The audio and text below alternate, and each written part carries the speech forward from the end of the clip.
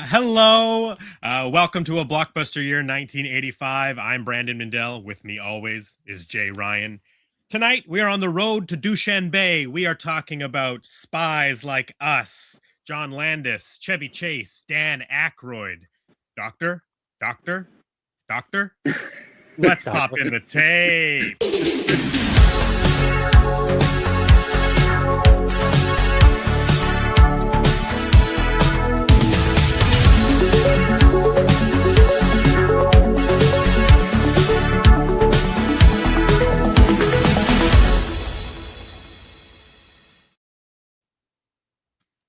Hello. Tonight we have a very special guest with us, Mr. Tony Taylor of Tony Hello. Taylor's Toys. I love saying Tony Taylor Toys, by the way. He's here with us to talk about Spies Like Us and Dan Aykroyd. And as you can see, behind Tony, there is a massive Lady Liberty that I cannot wait to talk to you about. How's it going, Tony? That's as literally as close as I can get her. She won't fit in between. There's a wall here, and then she'll start touching the ceiling tiles. She's too big. How tall is she? Well, from like her base to the top of the flame is a little over 48 inches. The audio keeps cutting. Yeah. Weird. Oh, there you are. There you are, Jay. Welcome back. Welcome back to the top of the show. There he is. Sorry, I'm having audio interface issues. I can hear you, but I can't hear our guest right now, so I keep trying to refresh. Oh, interesting. I'm sure it's my side. I guarantee it. So please start without me. Okay. Well, yeah. You want to boot and come back in? I'll add you in. Yeah. So, okay. I pulled this because I just wanted people to really understand. Look at this. This is how incredible Tony Taylor is. This is a massive replica of the top half of Lady Liberty walking through the water from Ghostbusters 2. Hopefully, let's see if this works. That's amazing. There he is. Just sorry, I can hear you both. That's amazing. That is freaking amazing. This is one of the coolest things I've seen. Tony, what made you want to build this Lady Liberty from Ghostbusters 2? Well, I always wanted a to scale rooftop temple from the first movie. Jeez, this I is mean, the Diamond coolest. Select. Sorry, Diamond Select my kind of first did a time little. seeing this. I only heard about it. But I accomplished that goal, and then Ghostbusters 2 is probably my favorite of all the Ghostbuster films, and I always wanted a play set for it. Like there's an X-Men play set that's like for X-Men 1 for the Toy Biz figures, I think, back in the day, but there's never been anything like this, and it's always been in my brain since 1989. And I originally envisioned like doing maybe just the torch in hand and the full head, and I was going to like wall mount it somewhere. But wall space down here is hard to come by, so that was a whole nother issue. And even in the background, out how to hang it. All of your incredible Ghostbusters collection just in the background. But every inch is covered. Every inch right up to the ceiling. Pretty much. Wow. And you know, cool. I really want people to go and check out your Instagram. It's Tony Taylor Toys. Just because the detail, the paint job that you did on this is incredible. Obviously, this is all like 3D printed, right? In segments that you've all worked together and painted. But it's so incredible. I hope that people are giving you the love that you deserve for this, because this is it's gotten a lot of attention. Yeah, it's pretty surprising. Go ahead, Jay. To me, this is cooler than the set. Than the set that they built for the movie. To me, this is cooler than the effects that they built for the movie. Well, they kind of did do this. They did build like probably a little bigger than this. I saw. I agree. I still think yours looks better. Well, and also, you're a man after my own heart with the play set of it all and hearing the origin story, because I did the same thing over there, but with the David Letterman stuff. So I always want the play set. So Yeah, I get this big time, and I think it's amazing. I celebrate your Yeah. brain. Tony, that desk that you saw in those chairs, those are actually David Letterman's desk, and those are David Letterman's chairs. Jay has them in his dining room, and he does his own weekly show on Tuesday That's nights. amazing. It's true. Um, But and it's called late night playset. But point Yeah. being, like you Perfect. always envision this little version that you could play with. I get you, man. I get your brain. Yeah. This is so cool to me. I want people And to the know that detail. the action figures that are inside this display. I mean, you can see how big it is with that first photo with Tony standing next to it, but those are 6-inch action figures. And like the display all inside, the back of the head comes off to open up into the inside. You've got all the good slime all sprayed in there. It really is just I really wanted to put in the spiral staircase that Venkman walks up when they're Yeah. starting to do the slime, but there just wasn't enough room, and so I had to compromise. And Yeah, but I gotta cut a hole in did the squeeze in the Nintendo controller and the Walkman and the Yeah. I had to. Theoretically, that would all be underwater currently anyway. Really? Oh. Story-wise, practically Oh. speaking, I that see would what all you're be saying. As far as the underwater in depth the of scene the- that you built Yeah. anyway. Yeah, which So, is true. you nailed it. She was kicking. She was quick. She was kicking. Yeah, and floating. exactly. Her little legs kicking under the water. Keep kicking, Libby. That's why.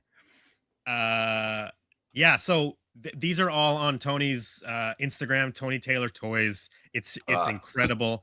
Got it. And while we're talking about it, I wanted to quickly promote this because you have this right now. You're doing a Keep Kicking Libby mini diorama.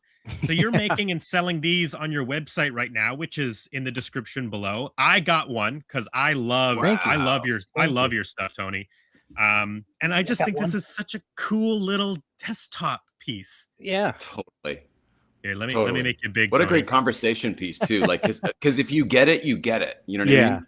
Yeah. Other people I love are like, that. what kind is of that stuff. from the Great Flood? Like, no, you're missing it. Yeah, you don't get There's it. a couple silhouettes inside the crown, and I made the flame translucent, and the water's a separate translucent piece, and did a copper. So that's all 3D printed too?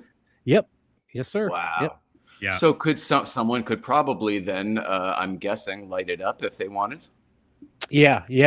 There's actually, the arm is kind of hollowed out already, and the way that the flame goes into it, there's a hole. So if somebody wants to, it'd be real easy.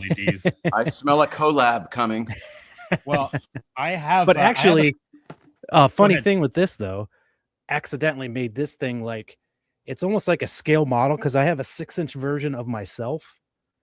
So Dude, it's like, that's ridiculous. That's like, oh my God, Brandon, pull up the picture. That's amazing. Yeah, that's so cool. So that was just by accident. The actual thing on the table there, from the base to the top of the flame, is almost 48 inches, and then she's got like a 48-inch footprint from like the crown spikes or whatever you want to call them. They go way back. They I broke them off multiple times during building and moving around, and they've been attached and reattached a couple times. Dude, but I just try to hide it with some weathering. And I got caught up with what you were saying. Can you tell me the Instagram again? I'm going to follow you right now. Tony Taylor Toys. Yep. Tony Taylor. Triple T. And Tony, I've been buying stuff from Tony for a while. This is one of my favorites. This is the Crypt Keepers, the YHS podcast, Tony Taylor Toys collab. This is the Mad Miner from Ghostbusters Afterlife. And Tony does these. He uses like this resealable packaging. Oh shit, the miner. But yeah, it's the miner from Afterlife. It's so cool. Well, dude, now we need a taxi driver from part 1. That's so cool. This is a series. And then I got this last year or 2 years ago. This is from Frozen Empire. This is like an empty box. This is a fire hall, all frozen and blue. Frozen. What is this? This is like a resin. This is a 3D printed resin. Yep. Yeah. Wow. Yeah, and there's a dude, that's wild. There's a Garaka. See if I can catch the light. Yeah. There's Garaka on the side of the fire hall. And I have your entire wave of what was the set that you just put out last year? You did like 7 of them or whatever it was. What was that called? Oh, the Crypt Creepers. Yeah. Okay. Yeah. The Crypt Creepers, the continuation, the whole wave. I have the whole wave. We're renovating our garage right now, so everything is sort of I packed saw that. away, and I couldn't find them to show them off on the show. But yeah, guys, check out Tony Taylor Toys because he is doing some incredibly cool stuff. You made the Scoleri brothers a couple of years ago, which are so awesome. The Scoleri brothers. Sorry, I can't. That was perfect. But yeah, if people shout out to Kazman and Coraline who are watching live right now from Connecticut. Yeah, we did the show from there a handful of times when we were on the road. So shout out to them watching currently. They're big Ghostbusters fans. She's 9. She's a huge Ghostbusters fan. And she's loving the Statue of Liberty right now, according to this. Great. Well, before we move on, one last look at the mini Libby Kickin'. You can get it at TonyTaylorToys.com. Check it out. All right. Let's get into Spies Like Us. Who chose this? Tony chose it. Copy that. Got it. So I got to be polite. All right. The guest no, by all means. Hey, say what you want to say about this. We're going to talk about it. So this is all I had before. This is like a comedy 4-pack. It's got Spies Like Us, Vegas Vacation, The Man with Two Brains, and The Man Who Knew Too Little. I can't even call that a comedy pack. I would call that a variety pack from a number of comedians you know. You know what's so funny about this is those are all near misses to me. These none 4 of them movies, exactly. These near misses are like the easy, cheap, licensable movies for the comedy 4-pack. But exactly. But the truth is, they're all quite enjoyable for their own reason. The Man Who Knew Too Little is a very underrated Bill Murray movie. It's so funny. If people haven't seen it or don't know, he essentially he thinks he's part of like a guerrilla theater piece, and he's actually part of like like a murder that's going on, but he gets dragged along, and the whole time he's like, whoa, these actors are pretty good. Is that real blood? It's that sort of concept. But thinks he's in a murder mystery. And then I went to the thrift store a couple of days ago, and I happened to find a solo copy of Spies Like Us. I was jealous of Tony's Warner Brothers cardboard flat case. So Value Village, I had to pick up a solo Spies Like Us. You got to get it for the glorious, extra features and menus that it offers. This era of DVD is like the cast and crew, and you just like, you click on their name and then it shows you a list of all the movies that they've been in or all the movies they've worked on. So Jay, obviously it sounds like you've seen Spies Like Us before and you knew going in what you were Well, yeah, you're half right, I guess. I mean, I love, well, gosh, where do we start? There's a lot to unpack on this one, honestly. There was so much I actually have for this. John Landis, we're going to spend 20 minutes on John Landis alone when we get to it. So I'll wait there. But like that complicates issues for me, just the fact that his involvement. So when I was a kid, I loved, the Ghostbusters, the Back to the Futures. I loved all the movies that we all grew up with. And then here's another movie that's got all those guys in it. So I was like, great, awesome. I'm going to love this. And the marketing for it made it look like a slapstick comedy. It made it look like all the other stuff they had done. And then I remember seeing it on home video. We didn't see it in the theater. Was this rated R? Or was it PG? But whatever it was. This is PG, this DVD. Okay. I'm trying to think of why we didn't see it, but whatever. I didn't see it in the theater. And whenever I found it on VHS, because I, wanted to see it from the trailers on the TV, it could not hold my attention. And I remembered renting it again another time and trying it again and having the same effect. And I really and then I did it with Nicole, and we had the same effect. And then watching it this time, I thought, well, geez, I'm an adult now. Like, I'll probably get the other side of it, and it all makes sense. I was probably so stupid as a kid. I just didn't get it, And I have pretty much the same feeling I've had for every viewing I've ever had of it. Yeah. Yeah. And we can unpack that as the story goes. It's like there's a lot of good in it. There's so much good in it, but I don't think Totally. it knew what kind of movie it wanted to be. Like, is Totally. it serious tone like Ghostbusters, where we're playing this straight the whole time, right to the freaking end, and that's what makes it so great? Or are we tongue in cheek winking at it? And it seemed to step in and out of that circle. Yes. Totally. Universal sign for step in and out of a circle is apparently is a wavelength. a heart monitor. Yeah. I don't know. What about it's you, complicated. Tony? This one's complicated. Yeah. What about you, Tony? How often are you watching Spies Like Us? Very rarely. I just it was one that I think I found it from finding the DVD. Yeah. It had like a either an exchange or one of those resale type places, and I never even heard of it. I think it was in college at the time, and I was like, Chevy Chase, Dan Aykroyd, can't go wrong. Yeah, And exactly. Can't go wrong. Can't well, go wrong. You can go a little wrong, but you can step sideways. Yeah, but it does have good parts in it, but they're just all over the totally place. agree. And it's Yeah. if it's like like you said, they couldn't decide what kind of movie Totally they wanted to make. Do we want to make an Abbott and Costello movie? Do we want to make like a serious dark comedy? Do we it's just all over the place. But I remember watching it in college and having fun with how bad it was, and just being able to pick it's one of those movies it's more fun to talk about with other people than it is to actually sit down and watch it. Yeah. Man, is that true? Because you can quote only the good stuff. Yeah, exactly. And we're about to attempt that experiment tonight. We're going to talk about Spies Like Us and see if we have more enjoyment. Before we get too far ahead, I do want to say hi to the chat because sometimes I forget. Bitter Troll is here. Always nice to see you. Kyle Watts. Gannon Appleby is here. My guy, past and future guest, Ryan Dole is here. Nice. Surfer Girl. Hey Weirdos is in the house. Who else do we got here? Kip Marshall. Hey Kip. Nice. Let's run some red lights. Another pillar of the Ghostbusters community. Mm-hmm. Who else do we got here? Drew in the Moment. How's it going? Yeah. You look to be quite the collector, Tony, just by your background there, right? I'm assuming.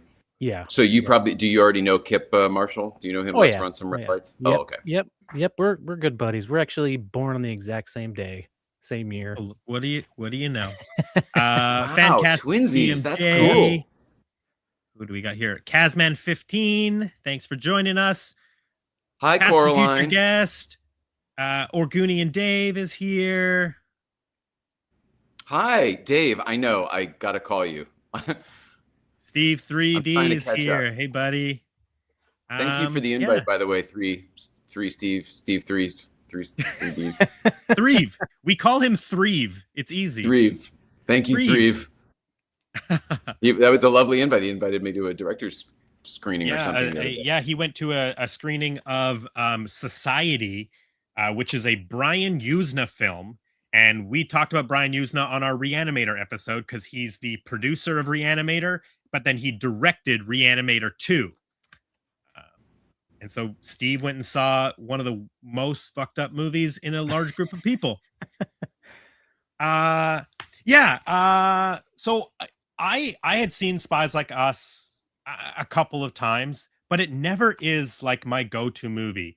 Especially if I'm thinking like I want a classic comedy, or I'm feeling Dan Aykroyd, or I'm, feeling Chevy Chase. This is not the movie I'm ever thinking of putting on. But like both of you said, there is jokes in here that are really funny, but they hit, and then it's completely all over the place. It's like, I saw it was Dan and Dave Thomas, right? Yes. Mm-hmm. Seems again like a perfect pairing to me, except they both may be a yin and yin type situation, or a yang and yang. Like, you sort of need the balance. Too much of the same perspective. Yeah. Without Robert Zemeckis, Bob Gale is a comic book writer. Do you know what I mean? They balance each other out. One's totally fantasy, and one's a little more grounded in reality. Sorry for the analogy. I'm trying to make a post saying that we're all here live. I thought the same thing because I love Dave Thomas. I mean, Dave Thomas is a Canadian hero. I mean, sorry for his loss. Brew. Sorry for your loss. Yes, we just lost Catherine O'Hara, who worked with Dave Thomas on SCTV. One of the most important things to come out of Canada is SCTV. Eugene Levy, Rick Moranis, Dave Thomas, John Candy, Joe Flaherty, Catherine O'Hara. Exactly, Martin Short. And this movie, Strange Brew, is one of my favorite movies. This movie is so important to me. This movie is like so ingrained in my DNA. I was obsessed with this movie, watching it over and over again. So, if I they had to showed say in school in had Canada, a national movie, I would guess it would be that. Strange Brew. What were you saying, Tony? As an American, sorry. I was like, did they show it in schools in Canada for you guys? Like... No, I just I grew up in a family that owned a lot of movies. So like I know my grandma on my dad's side, she had a VHS copy of Strange Brew, and so when it was one of those movies that I found it so funny. I found Bob and Doug McKenzie just the most hilarious representation of Canada, and the movie itself opens up with them making a movie that's like a cheap, shitty movie, and it's always been like my favorite. Like I love the whole thing, but like my favorite part of Strange Brew is them doing their sci-fi post-apocalyptic, world-ending alien type movie at the very opening of the movie. Statue of Liberty is like a quote that lives in my head from that movie. And he like holds up the tiny little Statue of Liberty. But I was actually shocked to see that it was a Dan Aykroyd, Dave Thomas story for this film. And other than their second city, like, so SCTV, as people know, it felt like a Canadian movie to me. Did it? Do you know what I mean by like? Did it? Do you know? Did you have that too? Anybody? Well, Dan's Canadian accent's really thick in this, so that's part of it. But I just mean the tone, the way it was shot. This felt very Strange Brew to me. Interesting. No, okay. I don't. It feels like a lot of different movies. Yeah, but clearly, that's a good point. Their connection is just, being Canadian, but also, what I was going to say is, if people don't actually know, SCTV stands for Second City Television, and Second City is an improv sketch, comedy, troupe. It's now a school all up in Ontario and Chicago. And, I'm sure that they just know each other through all of those things, but Dan Aykroyd wasn't on SCTV. So I'm sure they just know the same people and decided to work together to. Well, they were all friends too, right? From the Saturday Night Live, the Lorne Michaels of it all. I think that exactly curve, the sketch comedy curve. Yeah. Another Canadian, Lorne Michaels, is also Canadian. Right. And Donna Dixon, if we're making this up, isn't she too? Or is she not? Actually, I don't know. This is Aykroyd. Okay. I don't know if Donna Dixon, who plays Dr. She's Karen, Canadian by marriage. Yeah, exactly. She is lovely.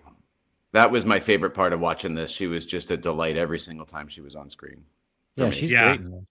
And it is always funny when that at that time she is married to Dan Aykroyd, but Chevy Chase. One moment specifically, it seemed a little uncomfortable. Chevy Chase is pursuing Donna Dixon in this film, even though she's pursuing inappropriately. Pursuing is putting it politely.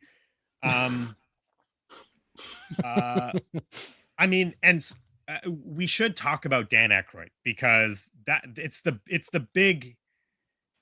Dan Aykroyd is one of the strongest comedy voices of this era.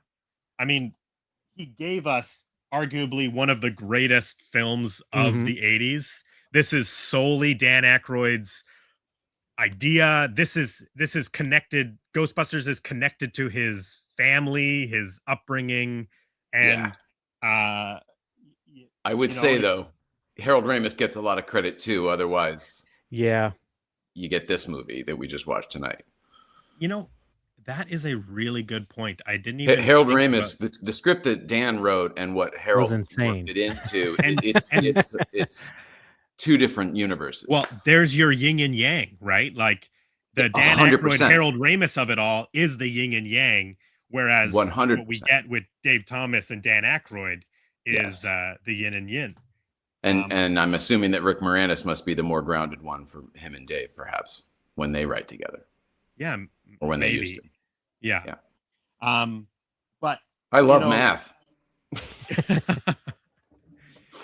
I always people may know this, but like the creation of Bob and Doug McKenzie, the characters on SCTV, comes from a mandate where they required more Canadian content on SCTV.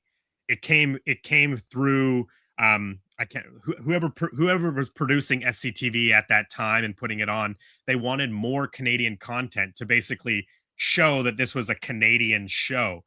And so the response to that is they created Bob and Doug McKenzie and the Great White North talk show and right. And it's just like, you know, it's such a send up. It's such a, it's a heightening to the extremes of Canadian isms, but it's like, it's so funny. It's so, as a Canadian, it's so funny. Where are we? Dan Aykroyd. He also, Coneheads at Mhm. his years on SNL. Like he's so a part of comedy, whether it's television or even just like playing like Zelensky in Tommy Boy, right? So good. So So good. good. He did direct Well, I his have you on the own. Pine Tree Perfume, didn't you, kid? Have either of you guys seen this movie? Nothing But Yes. Oh, Trouble? yeah. I That's actually what was gonna make happens the when you joke let earlier. Dan Aykroyd just go. I'd sooner watch that again than this. So this is a That's a rough watch too. screenplay by Dan Aykroyd, directed by Dan Aykroyd. I like to refer to this movie as Dan Aykroyd's Texas Chainsaw Massacre. That's what Pretty it feels much, like yeah. to me. Um, That's brilliant. That's it excellent. feels very, very much inspired by Texas Chainsaw. But like he's so It's so funny. I never thought about that. important. Now I do want And to watch it. yeah, it is fun. You're very I will insightful, say, Brandon. That's one of the reasons I love doing the show for you. Is I get to rewatch movies I have seen with a new light. Nothing But Trouble is fun. It may not be the greatest movie, but it has some. Oh, Chevy Chase is in it. I always forget Chevy Chase is in it. Yeah. It has some really wild, fun, weird stuff. Some really gross out stuff too. Yeah. some Dan Aykroyd, just the most bizarre stuff that you don't even understand why it's in the movie. yeah. What was I the point think I was trying to Beetlejuice make 2 about? pulled from that. Oh, you think so? Interesting. Yeah. I was Personally. trying to make a point on Dan Aykroyd. I don't remember what it is. Dan Aykroyd rules. Oh, I was gonna say this script has a couple of moments that are like so Dan Aykroyd when he's like the code breaker down in the basement and he's Mhm. like, all the technical jargon, right? He's That's basically Ray Stans in the beginning. totally Yeah. Ray Stans with longer hair. Yeah. It's like he basically must have like finished shooting Ghostbusters and then just started growing his hair because his hair is so Yeah, short. I in wonder like what Ghostbusters. these are pretty close. Like I wonder if one was filmed before the other because he looks and feels so much younger in this than he does in Ghostbusters. Yeah, But this this looked came out after. Trading Spaces. He feels so much younger in this. This felt more like Trading Spaces Ray to me as well, or Dan to me as well. Yeah, same person. Yeah. But the way Dan Aykroyd can deliver technical jargon is, I think, unmatched. I think that is his skill. Is I buy every bit of information that comes out of Dan Aykroyd's mouth, and he can just like, you know, fly through dialogue that is like, mumbo jumbo in such a great way. Even when he's at the end of the movie, when they're talking about like the guidance system and all that kind of stuff, and he's he's giving instructions to everybody. Like, I mean, he's a fast talker, but he's just so good at it.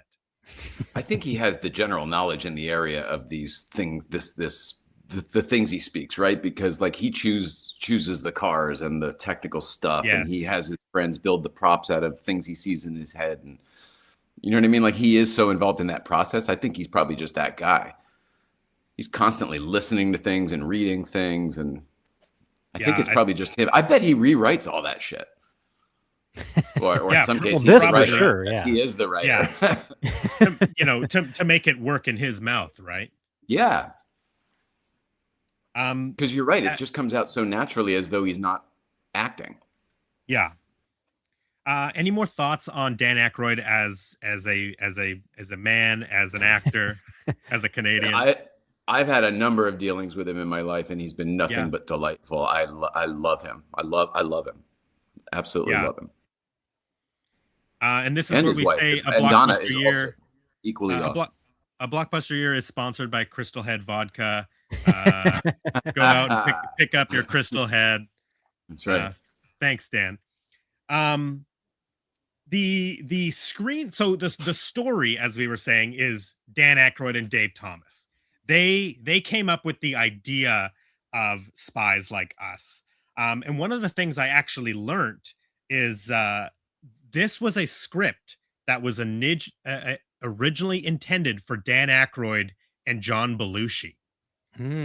Dave Thomas and Dan Aykroyd were working on this all the way in the early 81 a Spies Like Us movie. I totally forgot I had this book, and now I have to actually read it. It's called Wild and Crazy Guys. How the Comedy Mavericks of the 80s Changed Hollywood Forever. So it's all about Ghostbusters, Beverly Hills Cop, Animal House, Caddyshack, exactly. All of these movies. And I wasn't finding a whole lot of information about the production of Spies Like Us, but this has a whole, few pages dedicated to Spies Like Us. And essentially, Dave Thomas and Dan Aykroyd were working on this idea, 1980, 1981. Dan Aykroyd had made a movie with John Belushi called Neighbors, which was a big flop. They were sort of swapping roles. John Belushi was playing more of the straight man, and Dan Aykroyd was playing like, the zany, wild, loud character. And then, unfortunately, very sadly, tragically, John Belushi died in 1982 by drug overdose. And the script went, what were we going to say? Just down the... Yeah, just like, a mile over the hill. Yeah, at the Chateau Marmont. Yeah. And so essentially this script just sort of got put away. And then it wasn't until the success of Ghostbusters that Dan Aykroyd basically had to steal something from my favorite podcast, Blank Check. Dan Aykroyd had his own blank check, and he could do whatever project he wanted. And he chose Spies Like Us is what he wanted to do. So he took the script out and reworked it. Actually, one of the things that they talk about I got a weird hair here. It's bugging me. It looks good. One of the things that they talk about in the book is he actually went down to Jamaica and worked at Ian Fleming's residence down in Jamaica and was writing Spies Like Us at the very desk that Ian Fleming would write James Bond novels at. Jeez. So didn't really transfer. Yeah, it's not quite the James Bond touch. No. There's some Indiana Jones moments though. Did you guys notice that? Yeah. Okay. No. We're all on the same page. So all of this is like, still like story working, and then they bring in two screenwriters to actually craft the screenplay, and that was Lowell Gans, who is the creator of Laverne and Shirley, and his eventual writing partner, uh Babaloo Mandel, and together they wrote the screenplay for Spies Like Us, and they wrote other movies like Splash in 1984, the Ron Howard film, Parenthood. It's a miracle that one worked, by the way. What, I maintain to this Splash? day, I love Splash with a passion, and it's a miracle that worked.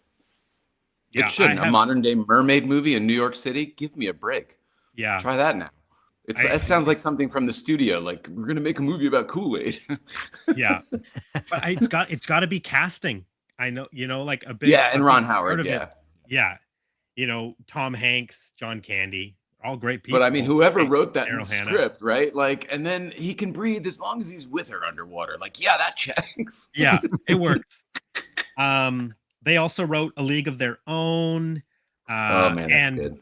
And for the younger audience, Robots, the animated film Robots. Good one too. Robin Williams. Oh, That's a good one. Yeah, that is a good one. And so, then we have a script now, but they need to find a replacement for what would have been the John Belushi character. They completely changed the character. I believe the original plan was he was going to play like an Armenian type guy, but they completely changed it, scrapped that character completely, and brought in a new character. The original person that they approached, or were going to get, was Joe Piscopo, who at the time I believe was on SNL. Saturday Night Live. Yeah, Mhm. he used to play David Letterman and Frank Yes. Sinatra. and Yeah, Frank he did. Sinatra. Yeah, that's what I Yeah. remember, Joe Piscopo. But that didn't Totally. plan out. And apparently, Dan Aykroyd bumped into Chevy Chase at a party, and they were reminiscing about the SNL days. This is we're just almost 10 one. years from SNL. What's that, Jay? Season 1. They were in the original cast, season Yes. 1. And if people don't know, Chevy was only in one season Just of one SNL, season. just the Yeah. 1975 Not Right. Ready for Primetime Players opening season was Chevy, and he left right after that. And Yeah. it kind of started his career, because I think Foul Play is like one of his first major film releases, and that's like 1977 or 78 or something like that. So It's one of the He few I don't care for. yeah, it's Goldie The Hawn, weird right? one. Yeah, Yeah. it's but it's one of those like Amnesia kind of movies. It's a little weird. Okay, I've never actually seen it, I don't think I've seen it either. Oh, but he established his career from SNL, right away. Dan Aykroyd stayed on SNL until 1979, I believe. 79 or 80? No, 79, because he left to do Blues Brothers, which Yeah. is is Blues Brothers 1980 or 79? I think it's Blues Brothers is I think 79. it came out in 79. I think it came out in 80. I think they shot it in 79. Okay, They shot maybe that that's for what a it is. while. Yeah. That was a big ass movie. Yeah, it is. So Dan Aykroyd is reminiscing about, that first year, 1975 of SNL. And in the book, Dan has a quote from some other interview talking about how, like, he was always amicable with Chevy, and that's just kind of like the Dan Aykroyd way. He's a Mhm. kind, nice person. But Chevy Chase and John Belushi did not get along. They'd worked together at National Lampoon for many years prior to SNL. Came to SNL, they had their own little, competitive, who was funnier, who was better, who was more popular. And two totally different like ways of doing it. Exactly. Mhm. Yeah. Like, Very, very couldn't be different more comedic different. Their performance. techniques, Exactly. yeah. That Jason Reitman does a good job of capturing all that in the SNL movie recent. Yeah. SNL Yeah, movie. that's a good movie. I really like that movie. It's a bit what's the word I'm looking for? Like hyperbolic. Mhm. But the energy is really great. I think the performances, and I have to shout out Dylan O'Brien, who plays Dan Aykroyd in that Saturday Night movie, he is incredible. He gives an amazing Dan Aykroyd performance. He Yeah. gets the way Dan Aykroyd talks. He gets it down perfectly. Actually, I honestly thought they all were amazing. yeah, everybody's good, but I was so blown away with Dylan O'Brien as Dan Aykroyd, and he is currently in theaters right now in a Sam Raimi movie, and Sam Raimi will come up again in this episode, I guarantee it. In the new Rachel McAdams movie, Send Help. It's a two-hander, Rachel McAdams and Dylan O'Brien in this Sam Raimi movie, where they are the only two survivors of a plane crash, and he's a shitty boss, and she is an underappreciated, undervalued employee, but she has survival skills, and it's a super fun movie, and he's sounds great. Like a remake of Swept Away. I've never seen Swept Away. Same premise.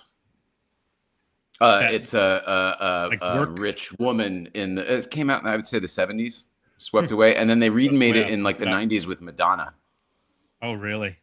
Yeah, but it's the same kind of premise, except it was a wealthy lady in that, and then he was like the helping hand. But once you're marooned on an island, none of that shit matters. I know how to do stuff, and you don't. Yeah, and that's kind of essentially what this movie is. Cool. I'm in. Yeah, it's a lot of fun. Yeah. So yeah, Chevy Chase gets involved, and it becomes a two-hander between Chevy and Dan, and they're both excited about doing it because neither of them needs to be the lead. They both can share the star power, when it comes to the, promotion of the film, just making the film. Like, it's all of the energy isn't focused on one person, or all the, the comedic requirements. It can be split. They shoot in Norway for Soviet Russia.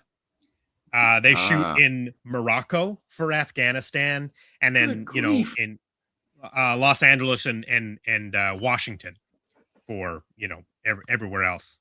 This is a big movie. I would have guessed they went to Canada and shot it all. That's the funny thing. It doesn't even look like a big budget movie. Didn't even feel like a big budget movie, except for all the set pieces. It's like they didn't take advantage of it fully, of going to all these locations. Like, they go to some crazy places. Shots. Yeah. Well, it was a $22 million budget, which is pretty good for a comedy of 1985. That's a lot for a non-effect movie. Yeah, maybe all that money is just travel and hotel, right? Yeah. And your big stars. I mean, Chevy Chase is a big star. He has 3 movies. Well, actually, he technically appears in, I think, 4 movies in 1985 alone, because he has National Lampoon European Vacation, which we've already covered on this show. He has Fletch, which we will be covering on this show. He has Spies Like Us, which we're covering right now. And then he appears in Follow That Bird, which we've already covered. But so he has 3 major releases, whereas Follow That Bird is more of a cameo, probably shot for one day. But I mean, you can count he gets credit. That's a big year. It's a big year for an actor. I do have a question though. In all my Apple TV menus, it said that this movie came out in 1986.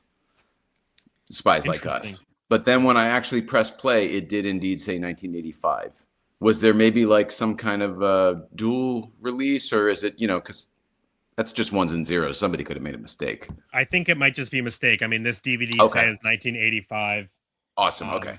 Yeah, everything I saw was 1985. Thank you. But yeah, so I mean, regardless of how you feel about Chevy Chase, like, he has a lot of really, funny, good movies. And he's a very gifted comedian. Not the nicest person, but a very gifted comedian for sure. I'd say he's a gifted performer. Yeah. I'll go there. You won't give him I comedian? don't always find him so funny, but I do find him captivating. Hmm. Clark Griswold, I think is Oh, so amazing. funny.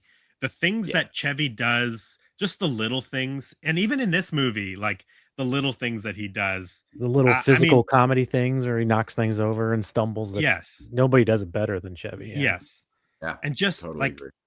I always look to this. There is a moment in Christmas Vacation when their aunt and uncle have come, and she's wrapped up like Oh, a I know key what you're lime gonna say. pie. The physical comedy. The physical comedy, the performance that Chevy Chase gives when he's With the holding the cat. box, and it's the cat in the box.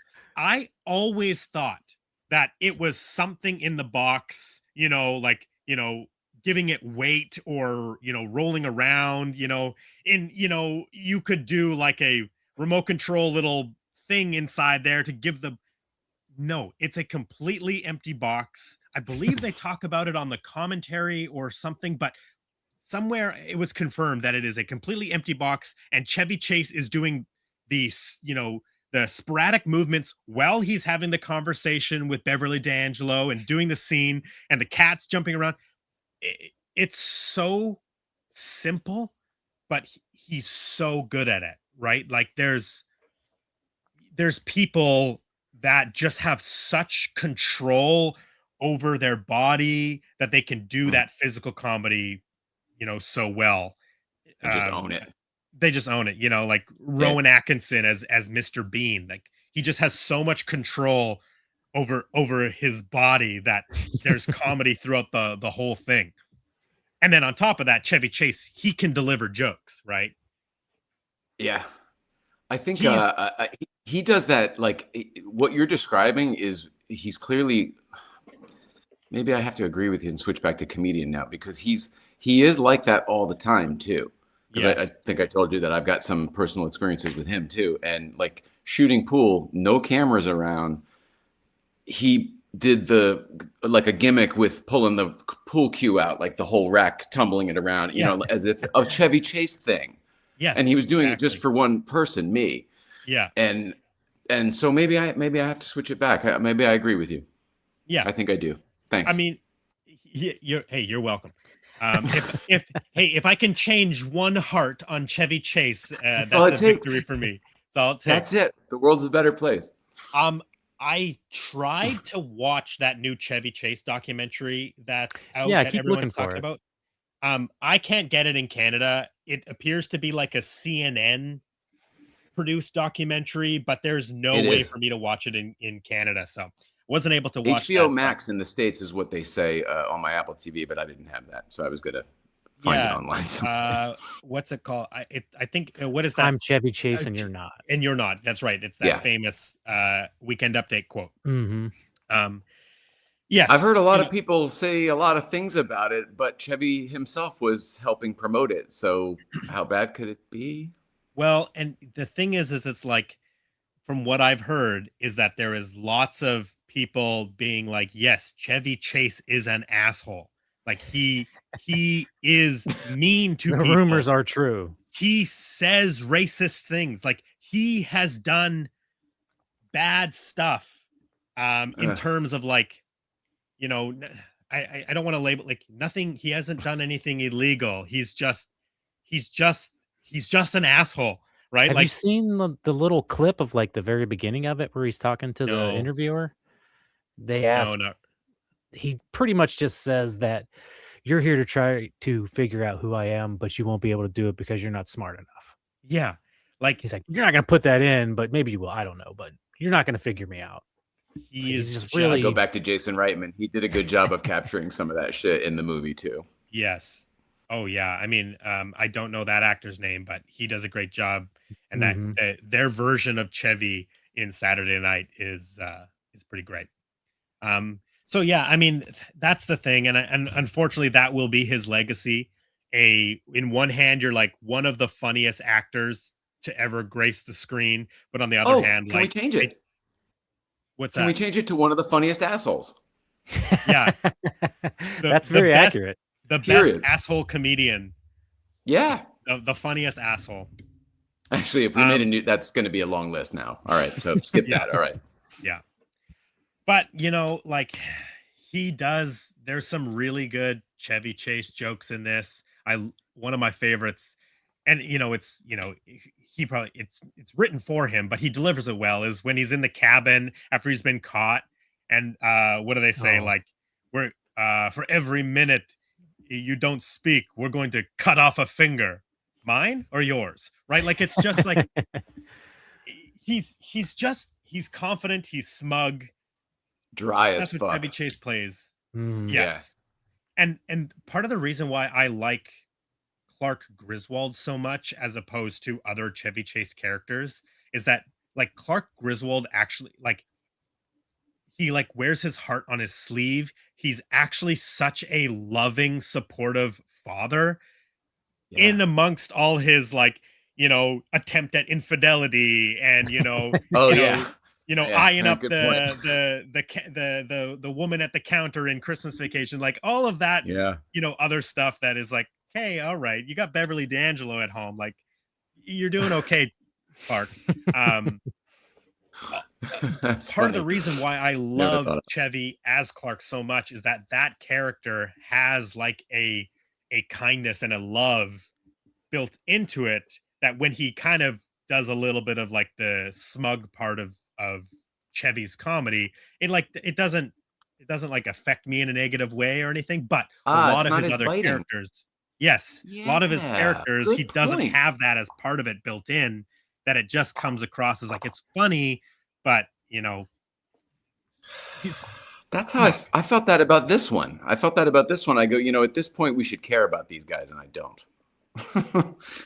Yeah. Like, you know what I mean? Like in the story, like I should be pulling for them, and I'm like, I don't care what happens to either one of them. It felt Yeah. like Trading Spaces meets Canadian Bacon. And Yeah. and that's kind of what it was, I guess.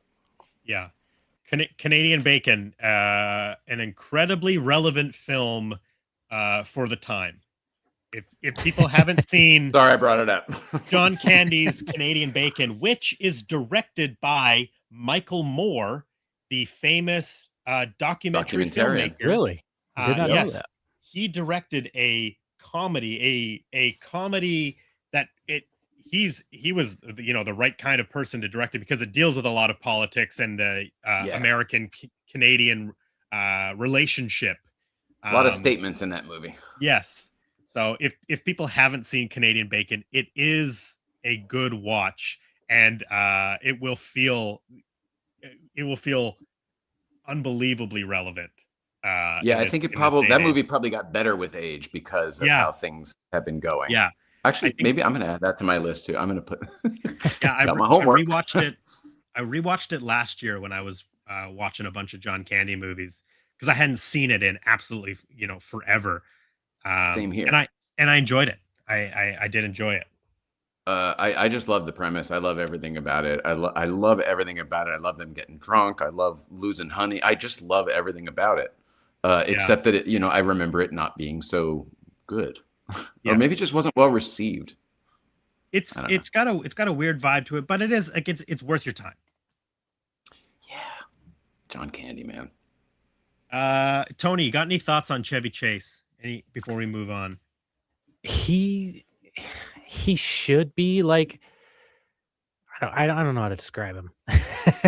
He is very hard to nail down. He's like an undescribable talent. He's so naturally funny that he doesn't feel like he's trying to be all the time. Yeah. But when in this movie, there are some spots where it feels like he's trying, to me. Oh, it's probably like, yeah, it's probably my least favorite Chevy Chase movie. But can I ask a question of you guys that may be a controversial, because I think maybe I have a controversial opinion.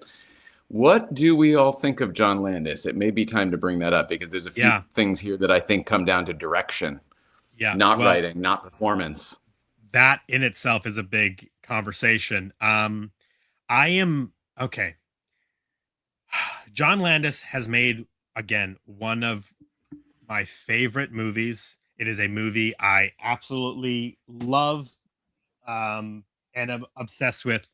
John Landis made the Blues Brothers with Dan Aykroyd, John Belushi. Love this movie so much. The music in this movie, the way this movie is paced, the structure of this movie. I would consider this movie like a perfect film. I think it is so funny. It's so entertaining, and just like I could watch this at any point ever. I love it so much. But John Landis, the man, also has his own issues. He can be. I've heard that he can be hard to work with. I've heard that he can be, a little mean to people, and I think we've talked about it. We brought it up at the show on the show before, but he is connected to the death of Vic Morrow and 2 young children for the movie Twilight Zone, the movie. A catastrophic that's its own stunt podcast. failure, where these 3 people lost their lives on the set of this movie. Varying opinions on that. We'll never know. We'll never get to the bottom of it. Helicopter. Yeah. It was a helicopter accident. Is that the helicopter incident? Okay. I know what you're talking about. Yeah. So I have such a, it's like love-hate.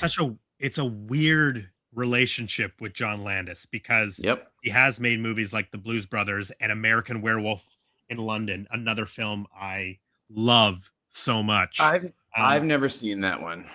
I agree with you on the Blues Brothers, but I actually, going down the list, I can't find another movie of his that I actually like. He did 3 Amigos, right? He did 3 Amigos. See, I don't get that one at all. Never have. I know that it's very popular and famous. I'm not trying to contest it. Got it. I like this one to me. Yeah, it's better than this one. Okay, let's do for a rewatch. John Landis also made like one of the most famous music videos of all time. Yeah. He directed the Thriller music video. He did, but Michael Jackson at that point was also a visionary, and I think anybody had a lot to do with it.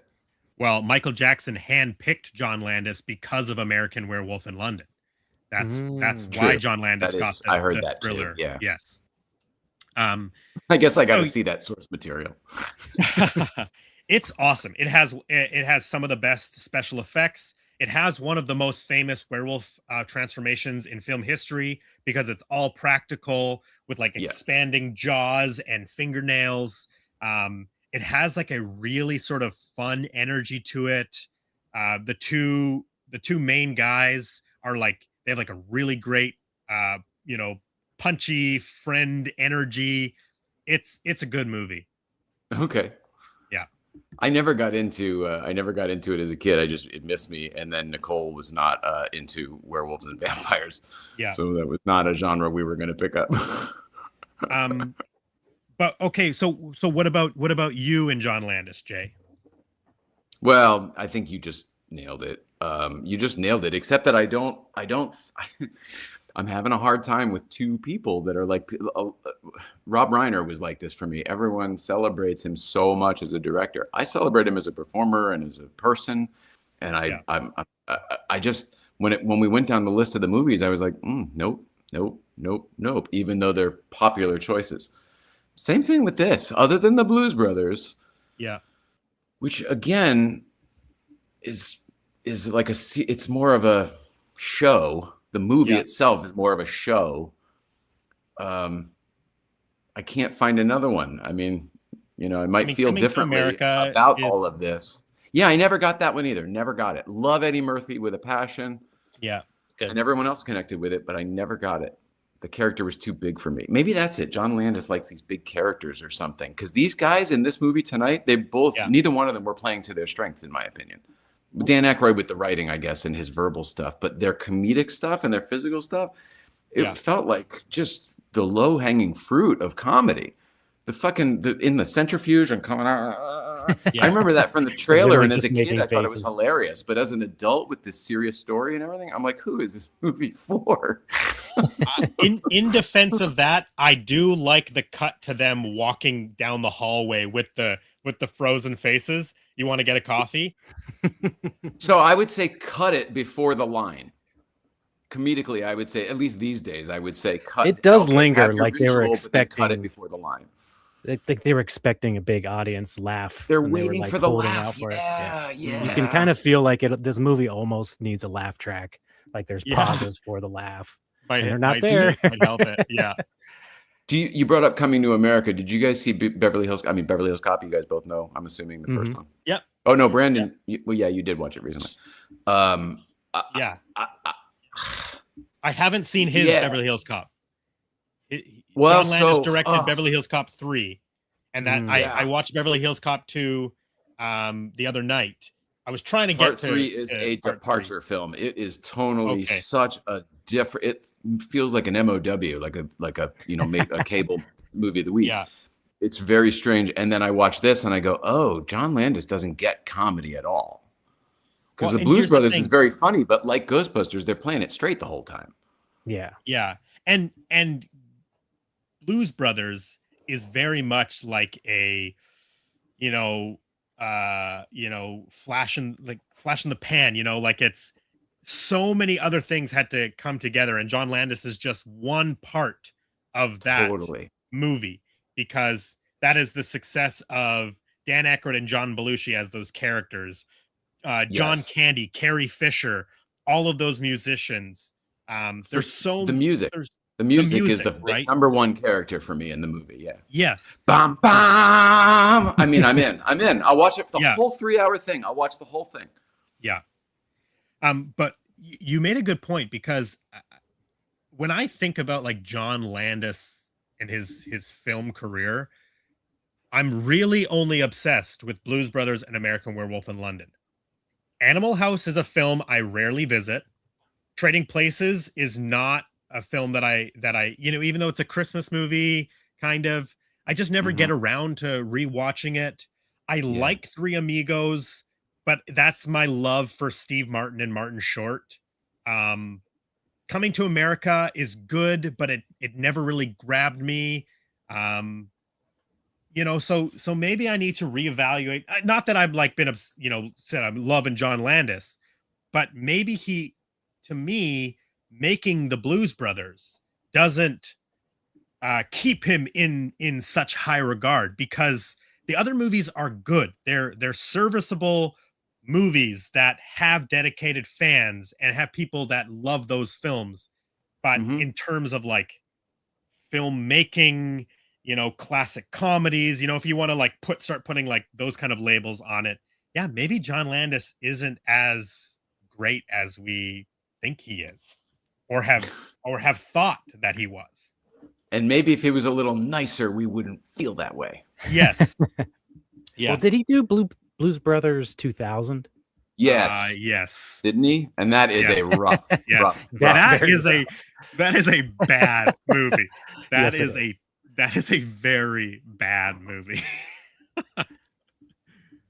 And you know what's funny? man. You would say it's because John Belushi isn't in it, and that's actually the least. That's the least of its problems. Too much. John Goodman is trying very too serviceable hard, in yeah. that movie. Yeah. It's the adding of the kid that makes it messed up, and then the whole rest of it from there. Well, and Once it just- again, who is this for? You can't Yeah. make a movie for every single. Ugh! Don't get me And started. it just goes to show you, lightning in a bottle. That was the phrase I was looking for. The Blues Brothers is lightning in a bottle, because just everything sort of just comes together. Blues Brothers 2000 is a mess, right? But theoretically, those people should be able to craft the same thing, but they couldn't. I don't know. It comes down to the why, right? Why is this Yeah. happening? Are we putting Like- heart into it, or are we cashing a check? On paper, Spies Like Us should be a hit. It's got the director, you got Chevy and Dan and Yeah, especially Elmer agree with that. Bernstein doing the score. Like, Yes, this thing Dude, should, exactly. for real. this, For this real. should be a good Oh, movie, and but Bernie Brillstein produced, by the way. Yes. That's huge. Famed producer of Alf.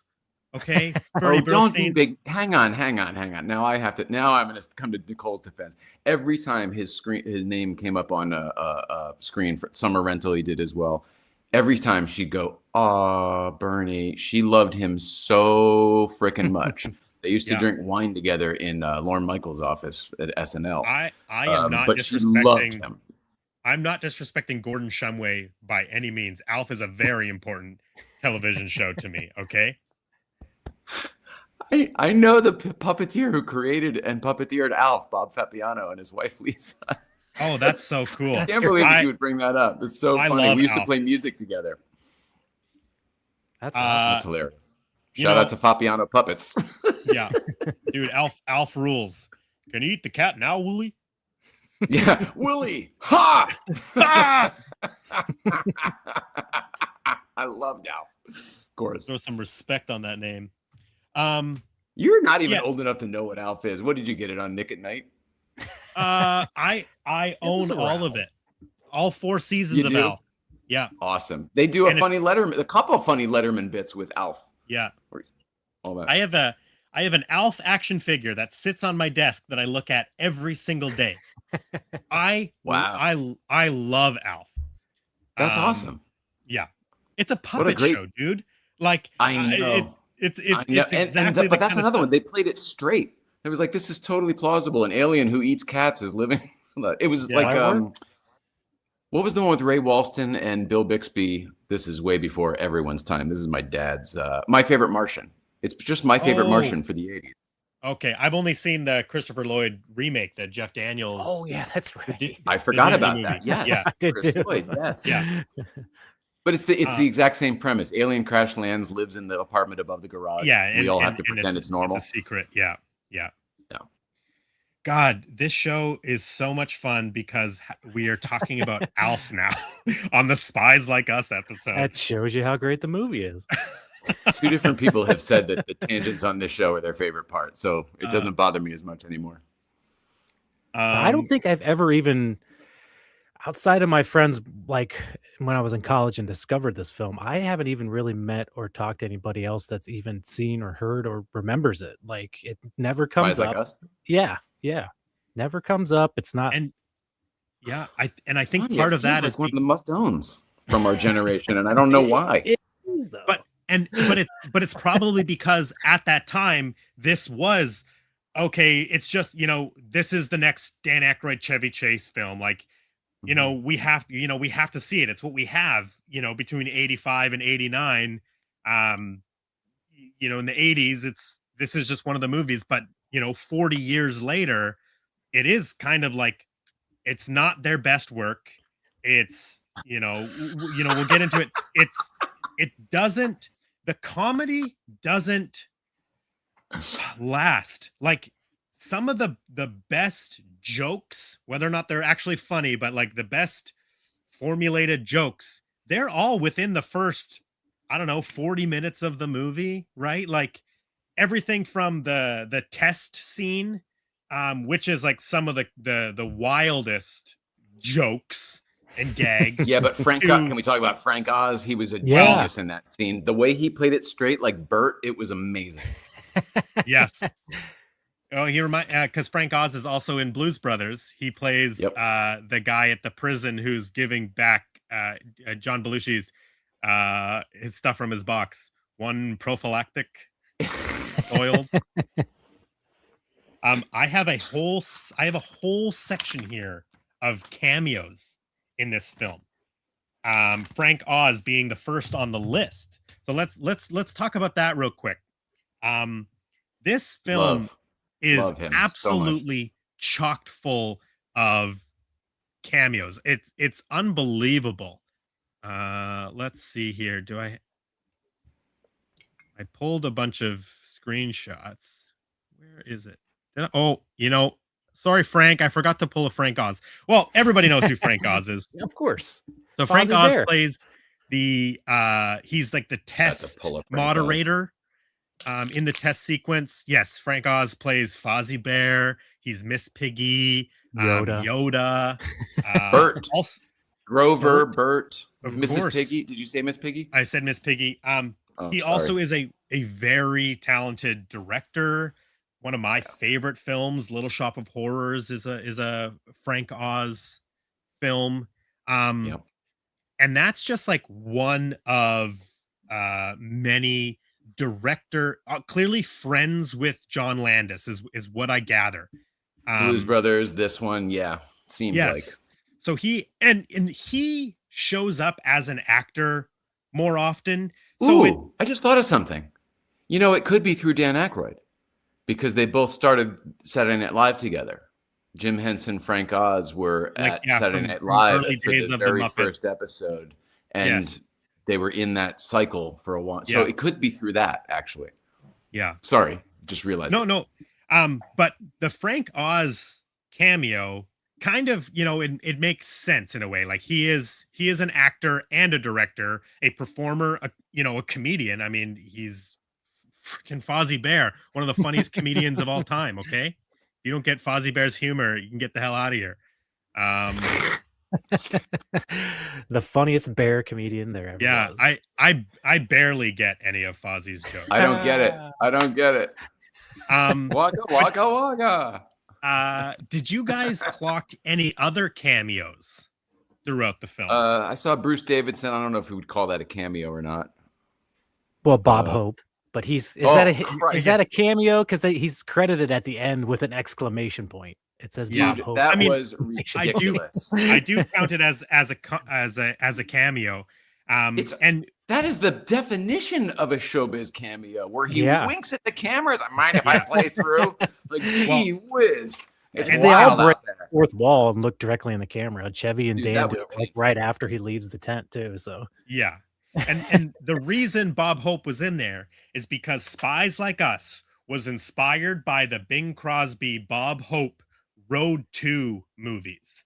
So there was a whole series of Road to Morocco, Road to Rio, all of these famous, comedy films with Bob Hope and Bing Crosby. And Spies Like Us was inspired by tribute to the Road to movies. A lot of younger audiences might remember all the Family Guy episodes. Oh yeah. Because Brian and Stewie, they do all the Road to Vegas, all these different Road to Rhode Island. Road to Rhode Island, which is, come on, that's amazing. I appreciate the explanation and the, like, that does help it a bit, but it just, what movie is this? You know what I mean? Pick a fucking lane. We just winked at the camera halfway through this. Oh, it's a exactly. Well, which leads us directly into some of our director's cameos, but also another joke that is from a different type of movie, which I did at the beginning of the show. But the doctor. That's a completely different type of movie. But this frame here is. Right on the far left, we've got Terry Gilliam, famous director. I knew he was familiar. I couldn't play. I thought it was Wolfgang Puck. Oh my God! They do look similar. Far left is Terry Gilliam, also from Monty Python. He does all the stop motion animation sequences on Monty Python. Director of Brazil, which we'll cover on this show. Yeah. Time Bandits, Imagination of Dr. Parnassus. We've got Donna. Go ahead. Did he do a Fish Called Wanda? Is that Terry Gilliam? I could be confused about that because there's some of those guys are in it. John Cleese and I don't think he did, but yes, Michael Palin and John Cleese are in. Let's see. I apologize. Sorry. Oh, no. Not every tangent works out. I am curious too because Charles Crichton and John Cleese is uncredited as the director for A Fish Called Wanda. Film. I do love that film. Love. And then in the very middle, the tall, bald man, that is a film legend. That is Mr. Ray Harryhausen, the god of stop motion animation, working on the Sinbad films, that famous Sinbad. Is it Sinbad? Yeah, fighting Yeah. the skeletons up on the Oh hill. yeah. That is Ray Harryhausen. Did he All help of out with the any of the effects in this movie? Because there is I some don't think so. miniatures. The I miniatures of the drive-in and like the satellites and stuff, they're really convincing. Like I didn't really realize they were miniatures until like the last rewatch I did of it for this. yeah. I So was now thinking this, hearing that Ray Harryhausen's in it, yeah. it kind of makes sense. I thought all of those were miniatures too. I was trying to figure out like, oh man, what, That whole did they build drive-in these? has to be a Yes, miniature. Definitely. totally. Even the opening with the satellites and stuff, all that work Mhm. was great. Yeah. Mhm. Too good So for yeah, this film. Ray Good Harryhausen, for all film, of yes. the Agreed. I'm blanking on the name. Oh man. Very God, why? I just lost it. But there's a really great documentary, Ray Harryhausen, special effects Titan, Clash of the Titans. That's Thank you it. for Yep. Ray Harryhausen did all the monsters in Clash of the Titans. And then there's some Oh, more. that's the one with the little owl alarm clock. Yes, the little owl. Yeah. Wow, that is legendary. So then, like Army of Darkness, they all copied that, right? Yeah. That sort Yeah. of look. Yeah. And then I Wow. believe on the very, very far right is Robert Painter, who is actually the cinematographer for this very film, Spies It Like did Us. look good. It did look good. You're right. You know, Some of the other films that I had to write them down. He shot American Werewolf in London, the Thriller music video, Muppets Take Manhattan is a Robert I Painter shot know. film. Little Shop of Yeah. Horrors. Oof, that looks good too. That's another beautiful art movie. And then So much I good think art in that. this is less of a cameo, but do you guys know who the Oh. actor is on the right? He's in Honey, I Shrunk the Kids. He's the neighbor. That is Yeah, I looked him up correct. too. That's Matt Frewer. That is Max All Headroom. right. Yep. And you're Yes, correct. Doctor, yeah. Doctor. Yes, he is the neighbor from Honey, I Shrunk the Kids. I always forget that he's Max Headroom too. Yep. Did anybody ever see a movie called Speed Zone? It's No. Canadian produced. That's why I'm asking you, Brandon. Okay, it was originally Cannonball Run 3, but then they couldn't send it out as that. couldn't get It's something else. But yeah, it's John Candy, Eugene Levy. Like it's a ton of people you know, but they're in a Cannonball Run movie. Huh. And Matt Frewer is one of the leads in that as well. And I've always liked him growing up. Oh yeah, he's a great actor. Yeah. And like just a timestamp from this period. Totally. Does anybody know who plays the drive-in security? Nope. Not So this the guy, man- but the other guy. Drive-in's I think closed. I know Yes, who he is. okay. So this guy holding the assault rifle is part of a pair, a writer-director team. That is a little baby Joel Cohen from the Coen brothers. Oh, No way. Yes. he's with his Rad. mentor. Yeah. Or Holy cow. Yeah. That's amazing. Yeah, so that's a little Joel Cohen, writer directors of Fargo, Inside Llewyn Davis, Big Lebowski, Hail Caesar, which I think we talked about a couple Love of Hail weeks ago. Burn After Reading, incredible filmmakers, him and his brother. So yeah, that's Joel Cohen. And then the second security guard at the drive-in that they meet is this There he young is. man here. Mr. Sam Raimi. Exactly Oh, right, nice. Tony. This is Sam Raimi, a very young Sam Raimi, fresh off of Evil Dead, about Wow. to make Evil Dead 2. Eventually going to Using get all that same kind of stop motion. Yep. He's eventually going to Cool. get the reins on Sony's Tobey Maguire Spider-Man franchise. Whoa. I talked about it at the beginning of the show because he has a movie called Send Help in theaters right now with Mhm. Dylan O'Brien and Rachel McAdams, which is really fun.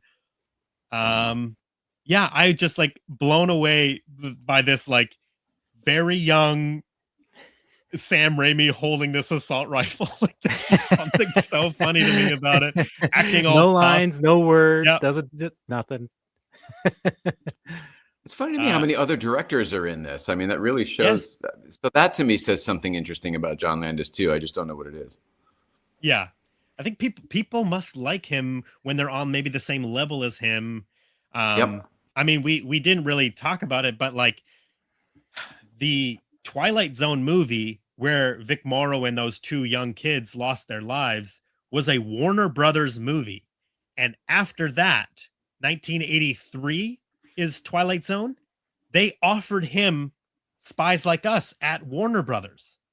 It's actually kind of a weird thing to think about. Well, I mean, being in the business my whole life, this is one of those stories that I've just heard about forever. And you can find online all of the court stuff. Yeah. From, when he was being it's not interviewed, what do you call it? Deposed or whatever the frick. I mean, it's just, that's where it's just weird. I have such mixed feelings about it. If you ever want the deep dive on that, go watch the videos or read the transcripts. Yeah. Because it's like the nitty gritty of it all is complicated. It's complicated and not in his favor, in my opinion. And in this book, Wild and Crazy Guys, it states that he wasn't on set, that it was a second unit shooting the stunts. And I had only ever heard that he was on set. So now I don't know what's actually true. Yeah, this is the first time I've ever heard that he wasn't on set. That's weird. I mean, I don't get sued or anything, but I would encourage people to go watch video. Back in the this was before YouTube. I don't even know where we would have found it way back in the day when it was being explained to me, the whole story. But I bet it was like rotten.com or one of those things, like way back when, where you could watch the footage and you can I wouldn't recommend it, but it's absolutely on the internet. You can watch the footage of the terrible accident and what leads up to it, and you can hear the guy on the bullhorn saying lower, lower, lower. Yeah, basically getting the helicopter to do a lower, lower, lower. So who knows? I'm sure it was not one thing. It's never one thing. It's when 5 things go wrong is when somebody gets hurt. Yeah. It's and he was young. He was trying to do a good job for Steven Spielberg and all the other guys. I mean, give me a break. Yeah. I don't know what that pressure's like. Yeah. But it is a shitty, tragic story. And I wish every picture of him, he wasn't so smiley. Like, I don't know. There's something about that. It's like there's a weird no remorse factor I get out of it. It's like, okay, maybe it's not okay. God, I don't know. I'm so conflicted about him. Yeah. I'm conflicted. Yeah. I mean, right. His involvement in the Muppets alone should, you know what I mean? Like that should say he's good. Yeah. Anyway, it's complicated. Sorry. It's very complicated. Back to, does anybody know who this gentleman is? I thought it was Mark McClure, but it's not. No.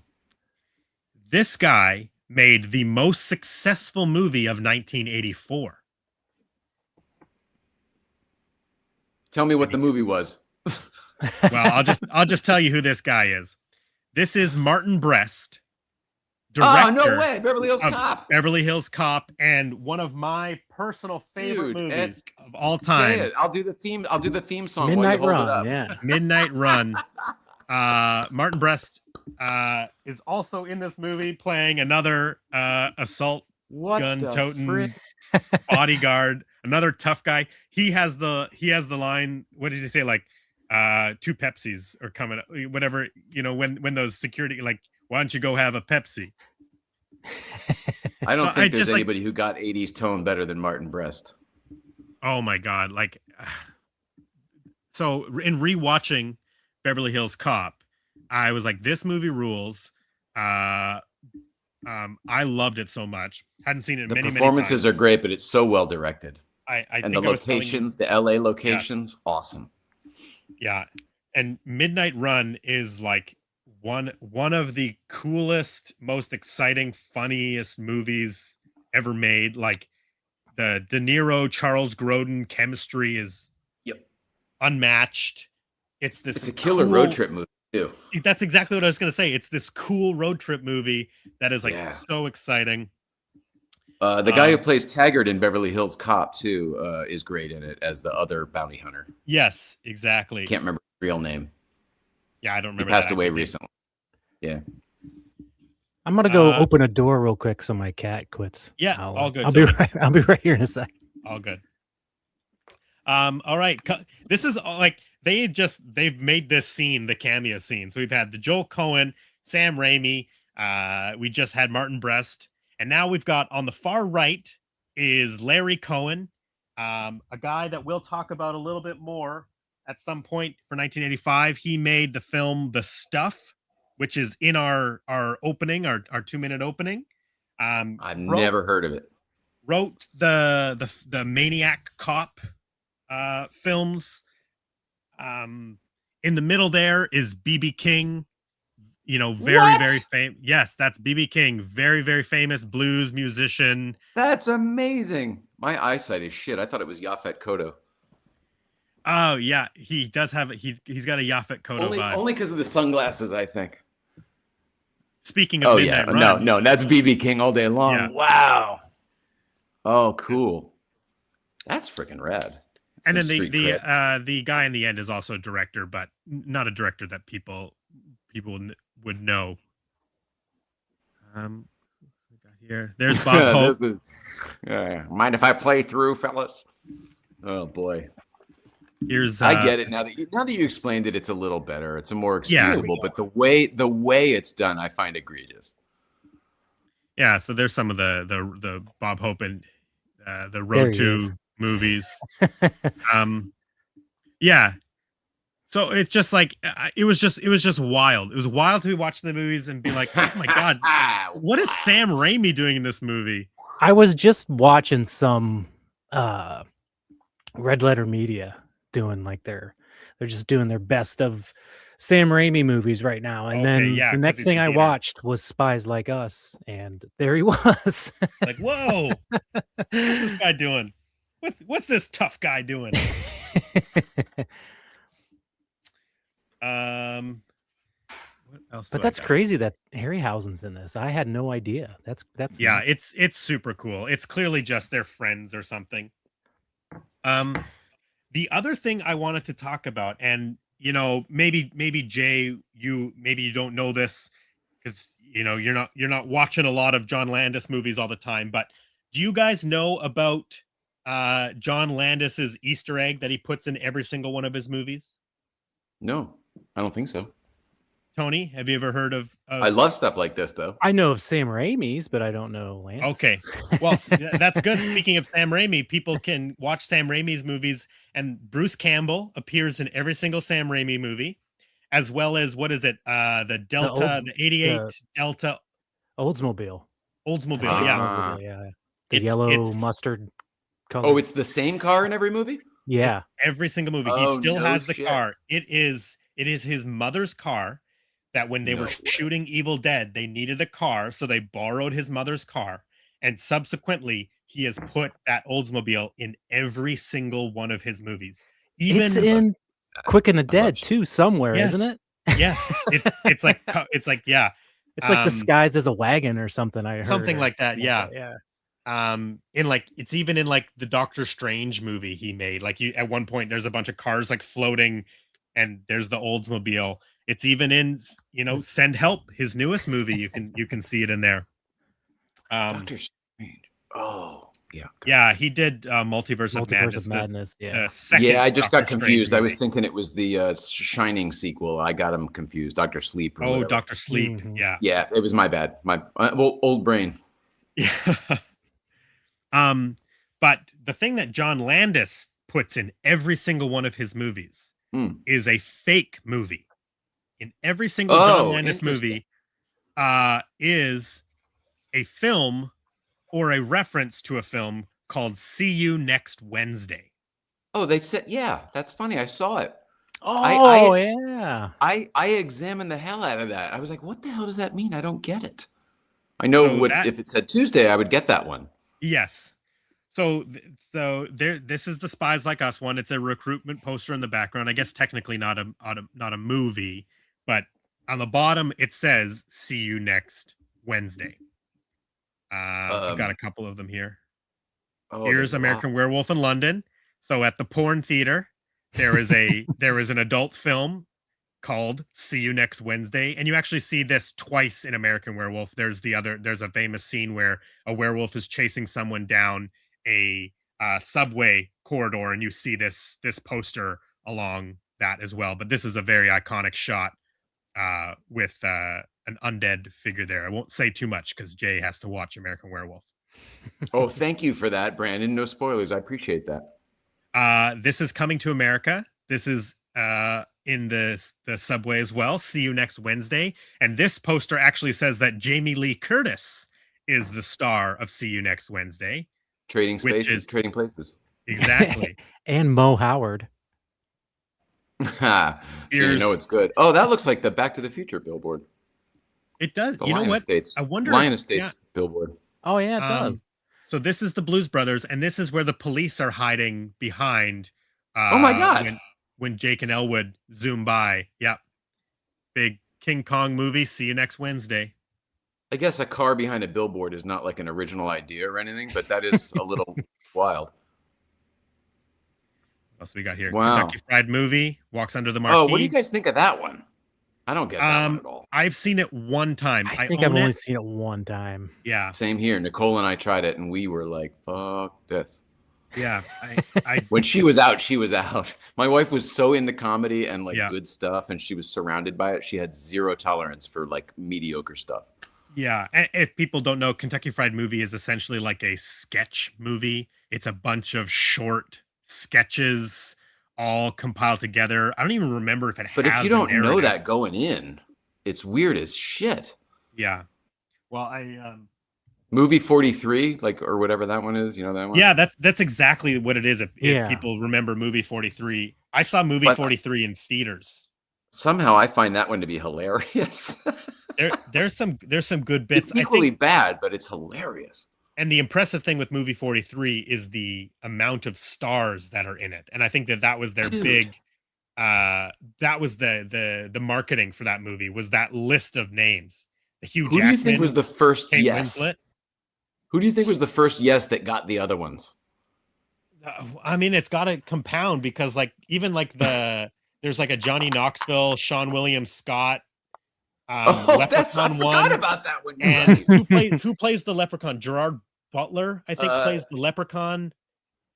Oh God, so funny. I mean, that is weird as hell. And then it's trying to kill them, and they're trying to kill it. The Hugh Jackman, Kate Winslet one is legitimately hilarious. Hugh Jackman is on a date with Kate Winslet, and he has a giant pair of testicles that hang from his chin. So it is the funniest. At one point, I agree with spaghetti sauce on it.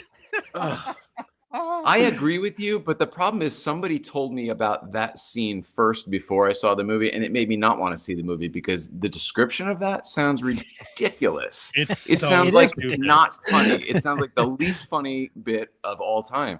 But when you watch it, again, they play it so straight, and every time she's like... Yeah. Yeah. At one point, he gets like a hair in his mouth. Oh my God. I got to rewatch movie 43. I'm gonna have to. Whenever Kate Winslet looks like she's going to throw up, it's amazing. It's amazing. Yeah. So good. So that's essentially what Kentucky Fried Movie is. I don't remember if there's like stars in Kentucky Fried Movie. Can't remember. Yeah. I think there were. Probably at the time. There's Jamie Lee Curtis. Oh, okay. Yeah. So it's in Jamie Lee Curtis. Oh, you know what? Nobody's looking at the poster in this scene. That's a fair point. But yeah, so there's an old timey like Gone with the Wind, westerny type poster. See you next Wednesday. And all of it is believed to stem from this. This is a screenshot of 2001: A Space Odyssey, and there is a line of dialogue when Poole is getting the video message from his family. His family says to him, "See you next Wednesday." And then John Landis's first script that he ever wrote is called See You Next Wednesday. And so then he just started putting that in the background of all of his movies. I honestly like when a director has a little thing like that. Yeah, I like that. It's fun. It's fun to follow, fun to look for. I did notice in the vein of real movie posters there when they were in where'd you say, Norway for Russia? Or what, there's a real one in the. There was for Dr. Zhivago, which I thought was cool because that's all in that. It's all in that type of weather and climate and region. in the Russian highway patrolman's. Right. They would have yeah, that they're movie. It was in the rec room. Well, they gotta put something up, keep it nice and decorated. Is there any parts of the movie specifically like we want to talk about? Is there any good gags that we want to celebrate, or like big misses or something? It starts out pretty funny to me. I found the bookcase closet bit with the briefcase. I thought that was actually quite funny. Is someone in this closet? Like, but also just the idea he that doesn't matter. Exactly. And just the idea that like a hidden bookcase closet is top secret spy shit. Yeah. I thought that was kind of funny. James Bondy. It totally feels like Trading Places meets Canadian Bacon. I stand by that all the way to the end. The three arms bit, Chevy Chase doing everything about that whole scene I thought was funny, even though it was over the top. I thought Frank Oz was amazing playing it so straight, and I thought the two buffoons were great being two buffoons. And Chevy's doing all that while Frank Oz, his character is just blatantly staring directly at in disbelief each time. He doesn't even try to hide it anymore. I mean, but there are some really good gags there. Yeah.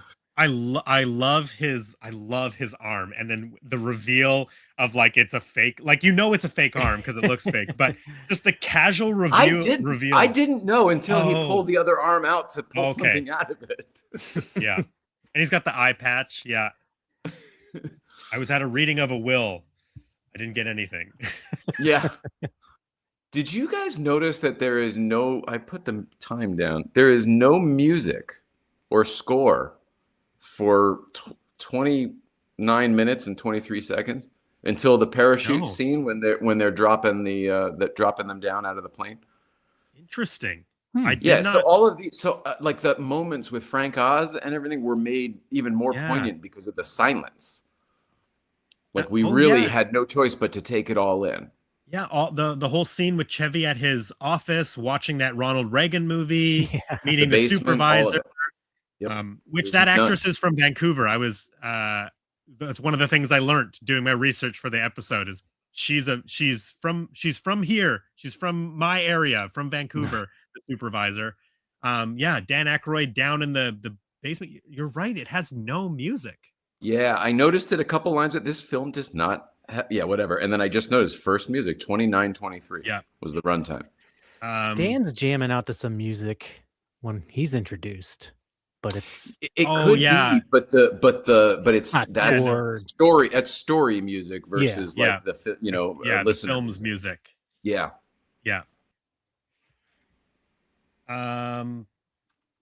We briefly talked about Elmer Bernstein, the composer, but obviously I think, I mean, for me, that name is always Ghostbusters. Like that, he scored the first Ghostbusters film, created all those iconic. Everything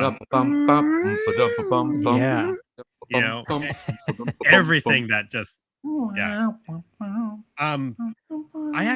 I didn't know this, and this is only because I've never really delved into Elmer Bernstein as a composer, but I didn't realize that he composed To Kill a Mockingbird and the 10 Commandments. Oh, really? Yeah. Wow, I didn't know that either. Late 50s and early 60s. Oh, there's lots of others. Animal House, Airplane, American Werewolf, Black Cauldron, Three Amigos, Wild Wild West, back in 1999. But I just going through, I couldn't believe how many films he had scored in the 50s and 60s. But that would be my only complaint about Ghostbusters 2. I heard you say that might be your favorite one in the franchise, Tony. I think there's so much to like about Ghostbusters 2 also. I've always celebrated it. But the lack of Elmer Bernstein or similar in favor of only pop music, I think is a mistake. It's got a little bit of score in there. But it's a lot. It's different. It's very different. They made the mistake of they made the mistake of using period music instead of classic. In Ghostbusters 2, I think the whole score is done on like a like a DX7 or something, like one of those very of the time keyboard synthesizers. Yeah, not the Moog, not the Rhodes, the other one. Yeah, I think it's like Sony. Is it like a Sony DX? I think it's like a Sony Could be. DX7 or something like that. Is basically that entire. If you buy one of those matching keyboards, you can get the pre-programmed settings, and you could Yeah, write. you can play Axel F all day long. Yeah, in fact, What's Danny Elfman, right? no, for Which one? what? For Beverly Hills Cop? No, Ghostbusters 2. Not Oh, no, no. no. Oh, it's I'm not getting it Danny mixed Elfman. up. Oh, what? Who is it? I would love it if Danny Elfman were in the Ghostbusters universe. Randy cool. Randy Edelman. That's it. Yeah, Randy Yes. Edelman. That's it. But yeah, if you buy that keyboard, it has all those pre-programmed sets. You could just create your own score. In fact, I think is it Frozen Empire? The son of Randy Edelman came in and was, maybe he did, I can't remember who did the Frozen Empire score right now, but I remember watching a featurette about how there's parts of the Frozen Empire score that are done on the exact same keyboard that the Ghostbusters 2 score was done on, and all those sounds are just in there. You just have to find the program settings. How funny. Yeah, but I think it was Randy Edelman's son that was involved with the Ghostbusters 2 score. I think, Or sorry, not Ghostbusters 2, Frozen Empire score. I think Elmer Bernstein's son was involved in the Afterlife score. Yeah, and they dug up the old piano that he actually did the. Maybe that's what I'm thinking of. Thing. That's maybe that's heard. what you're I heard thinking. the same thing. Maybe that's what I'm I thinking heard the of. exact same thing. But because it's way more good. impressive. No offense to Randy Edelman, but it's way more impressive that Elmer Bernstein's kid and piano came out of the woodwork. Well, what else? What else is funny in this movie? I like the vertical drop. I think it's dumb in training. To the vertical drop training. I That was awesome. think it's just a funny sight gag, big expensive stunt. It came right out of the opening trailer for Mythbusters. You know what I mean? Carrie, Tori, and Grant are going to try it. It's like, what the heck? Yeah, it's just tilts off off the edge right into the nose. Fantastic. The whole training montage where stunt guys are getting lit on fire and stuff, and Chevy and Dan I love are that.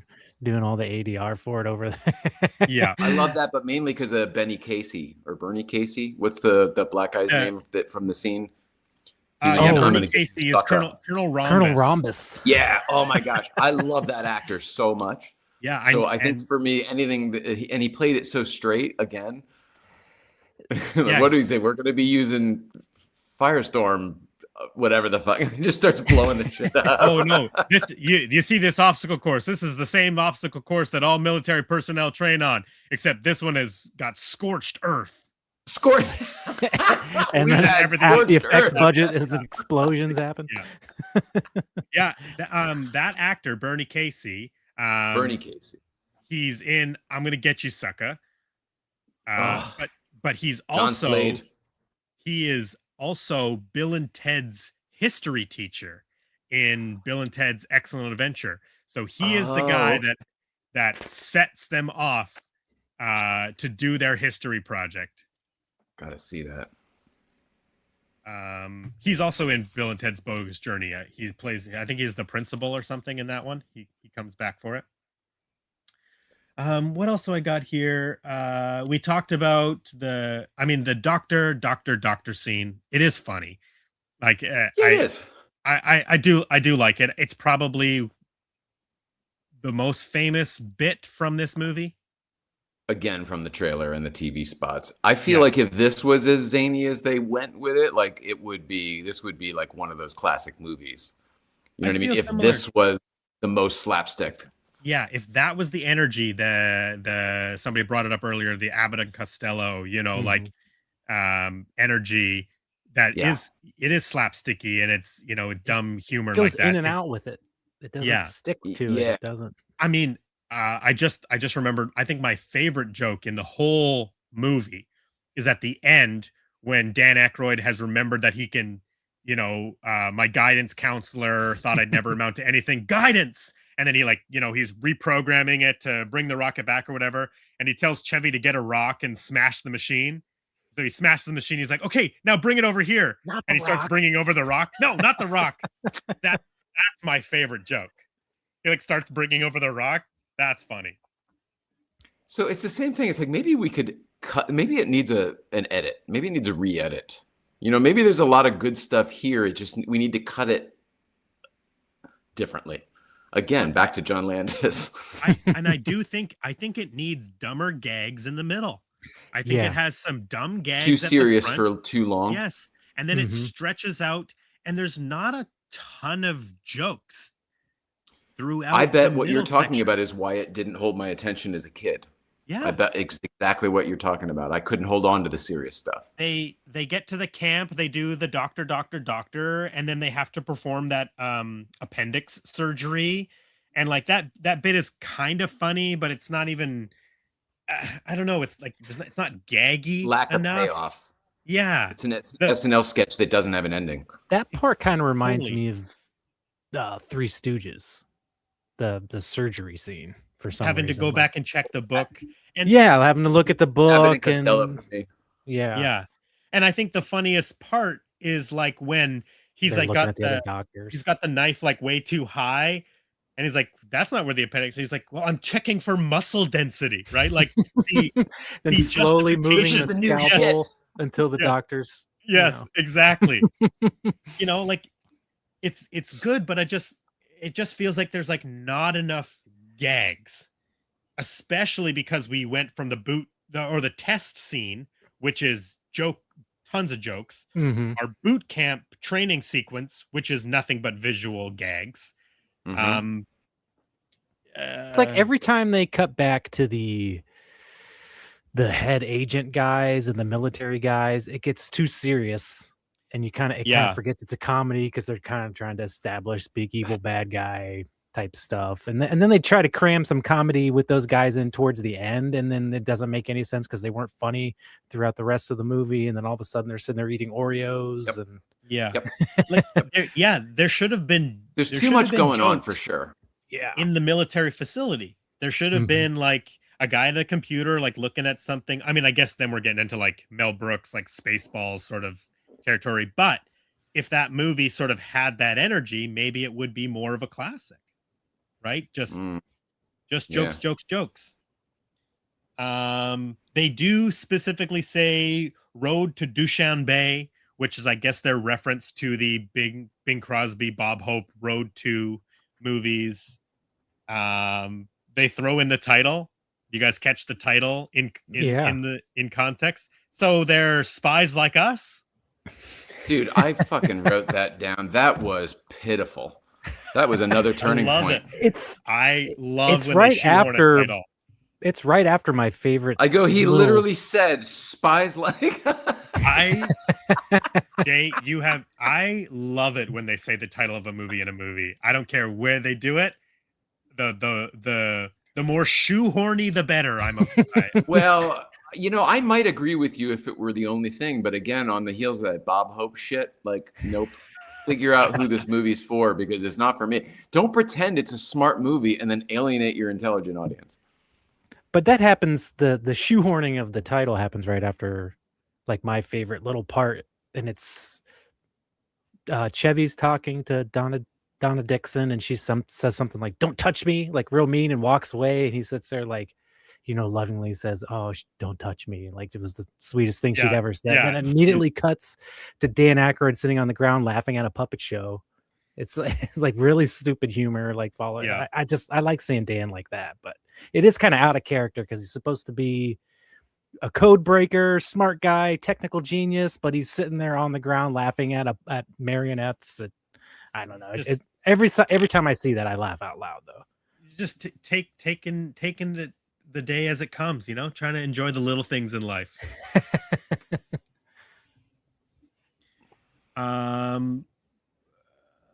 Yeah, I mean, they dress up as aliens at one point, and that's gotta be some Dan, right? Yeah, it's so Dan Aykroyd. Like, it didn't bother me though. Where did they find all that stuff? That's what I was thinking. Like they pulled it all off of their horses. We talked about this already, but the Chevy grabbing Dan's wife I thought was very funny. Especially yeah. knowing it's Dan's wife. Yeah, this is this may be a conversation we don't want to get into, but in the Jason Reitman SNL movie, you know, they get into some pretty real topical stuff about Lorne and Dan and Lorne's then wife, and how everybody was kind of, you know, a lot of free love back then, you know. Yeah. So perhaps maybe this is all just par for the course. I don't know. I mean, it was watching it this time through. I thought, "Ooh, that's awkward," and then I thought to myself, "Well, geez, is it? Because maybe, you know, they were both there year one." Yeah. When Dan was, it doesn't matter. Do you know what I'm saying though? Yeah. Well, maybe hey, you can ask as him awkward as I think it is. when he comes on the show. You can ask Dan Aykroyd. you should get him. You know, I probably would ask Chevy Chase. I think out of respect, I wouldn't ask Dan Aykroyd that. Yeah. I mean, well, Dan gets his own Russian little side piece in this too. Yeah. Oh, is that Vanessa Angel from? That is Vanessa Angel. Is it? From Kingpin and whatever else? Yes. That's her. Nice. Yes. Oh, wow. That's crazy. This is her first film.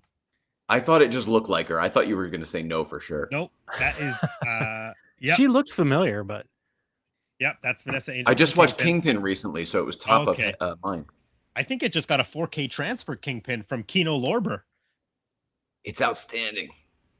That's a Farley a Fairley Brothers Fairley, right? Mm-hmm. Yeah, the directors of I Dumb think and it's Dumber. my favorite one. Probably the only one I really like a lot. Dumber and Dumber I like as well. I never got into that. Something about Mary I just do not find funny. I understand where there's comedy in it. I just don't. It does not hit with me.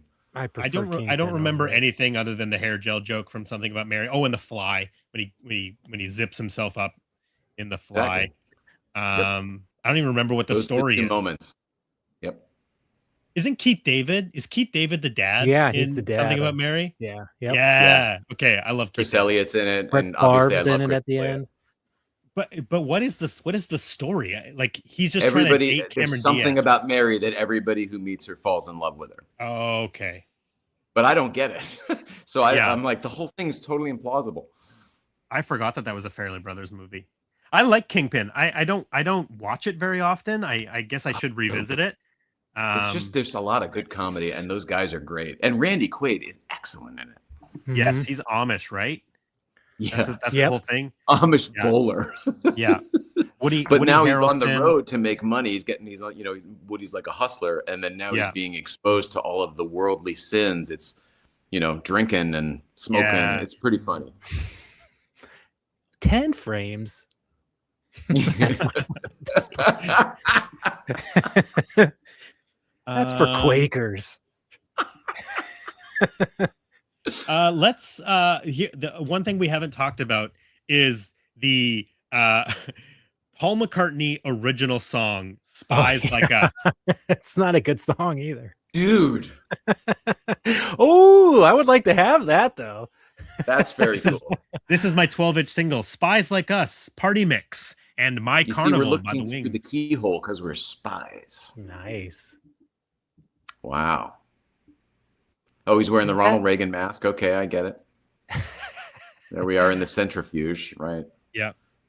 There's highlight of the movie. I'll make myself big here. 1 second.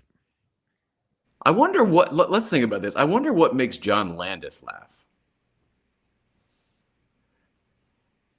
That's very cool. There's Chevy on the piano with Paul McCartney in the studio. But everything about what you're holding looks like one of those old classic, like the Bing Crosby thing you were talking about. It looks like how they used to do movies. Yeah. Like if that were a James Bond title. Yeah, totally. Photo by Linda McCartney on the cover here. Yeah, this is not a good song. It picks up, it gets a little catchy, it's Paul McCartney. But here's the story with the Spies Like Us theme for the film. Apparently, picture was locked. John Landis was finished editing the film, locked the picture, and then he gets a phone call from somebody big at Warner Brothers and says, "Hey John, I've got Ooh. great news. Paul McCartney is writing your title song." And he's thinking like, "What do you mean? Like, I've locked the picture. We don't really have like a title sequence. I can't have a song just put into it." And Warner Brothers was like, "Well, it's Paul McCartney. He's writing the song for the movie. Essentially, you have no choice. Paul McCartney's writing the song." So then he goes, "Okay, fine, whatever." The next phone call he gets is Paul McCartney calling John Landis, excited about writing the song for his new motion picture. And Oh, I'm gonna do a new song. John Landis talks about, he's a fan of the Beatles, so the second he heard Paul McCartney talking to him on the phone, he just like regressed back to his childhood, and there was no way he could like say no to Paul McCartney. But they threw it in the credits.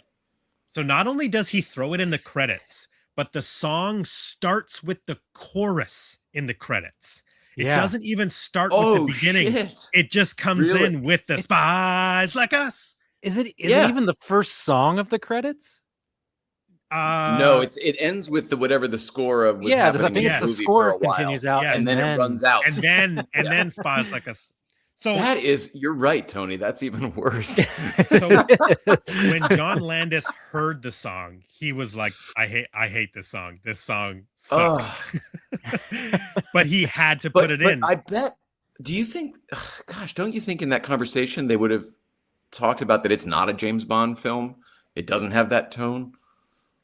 Well, apparently, I bet Paul McCartney thought he was writing like Goldfinger. Apparently, Paul McCartney wrote the song for free. He just wanted to write the song. I don't know why he just wanted to. Yeah, it's crazy. Well, he did do a Bond song too. Yeah, he did "Live or Let Die," which is an incredible Bond song. Mm-hmm. Yes. The other thing. Wait, same year? Same year? No. No. Live and Let Die is earlier.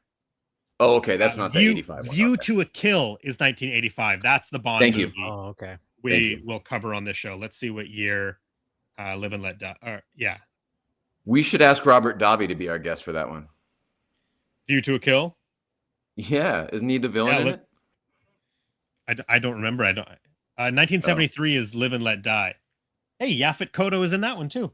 Speaking of Yaphet Kotto. Dude, nice pull. You're mastering the segue. And segues and keeping us on track. The other thing that John Landis found out is that not only did Paul McCartney was writing the song, but he found out that within days he needed to get on a plane to go to England to shoot the music video.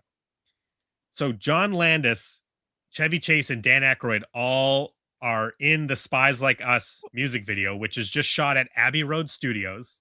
The music video is not good. It's Dan Aykroyd's doing a bunch of dancing, so maybe that's fun to watch.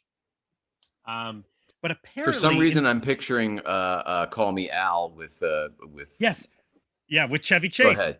Yeah, because Chevy Chase is in it from Ishtar. Yeah. What the hell was that? What was that one all about? It was Paul Simon. That's what it was. Yeah, Paul Simon. Oh yeah, that's a fun music video, and that's Chevy Chase. Doing some good work there on the "You Can Call Me Al" video. What was that?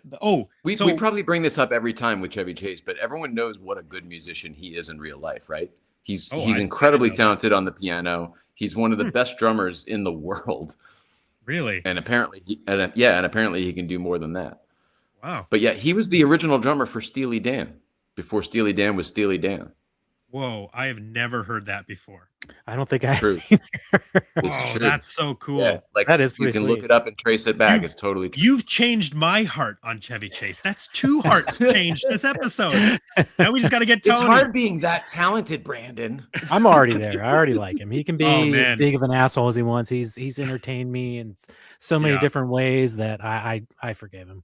We let me into the private room at Boston Billiards, and I did not have to pay for it, so he's okay in my book. All right. Nice. And he did that pool cue bit. Yeah. That's all you need. I mean, I'm sure lots of people have them, but when I met Chevy Chase at MegaCon, he was doing bits for me. Sign like, Yeah.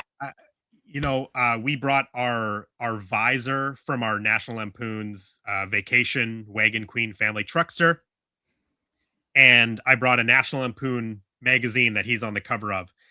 And so I put them up on the table, and he takes my magazine and he starts to sign it with the Sharpie with the cap still on, and does the whole thing, writes the signature, and I'm laughing. And he turns around and he goes, "Is that good?"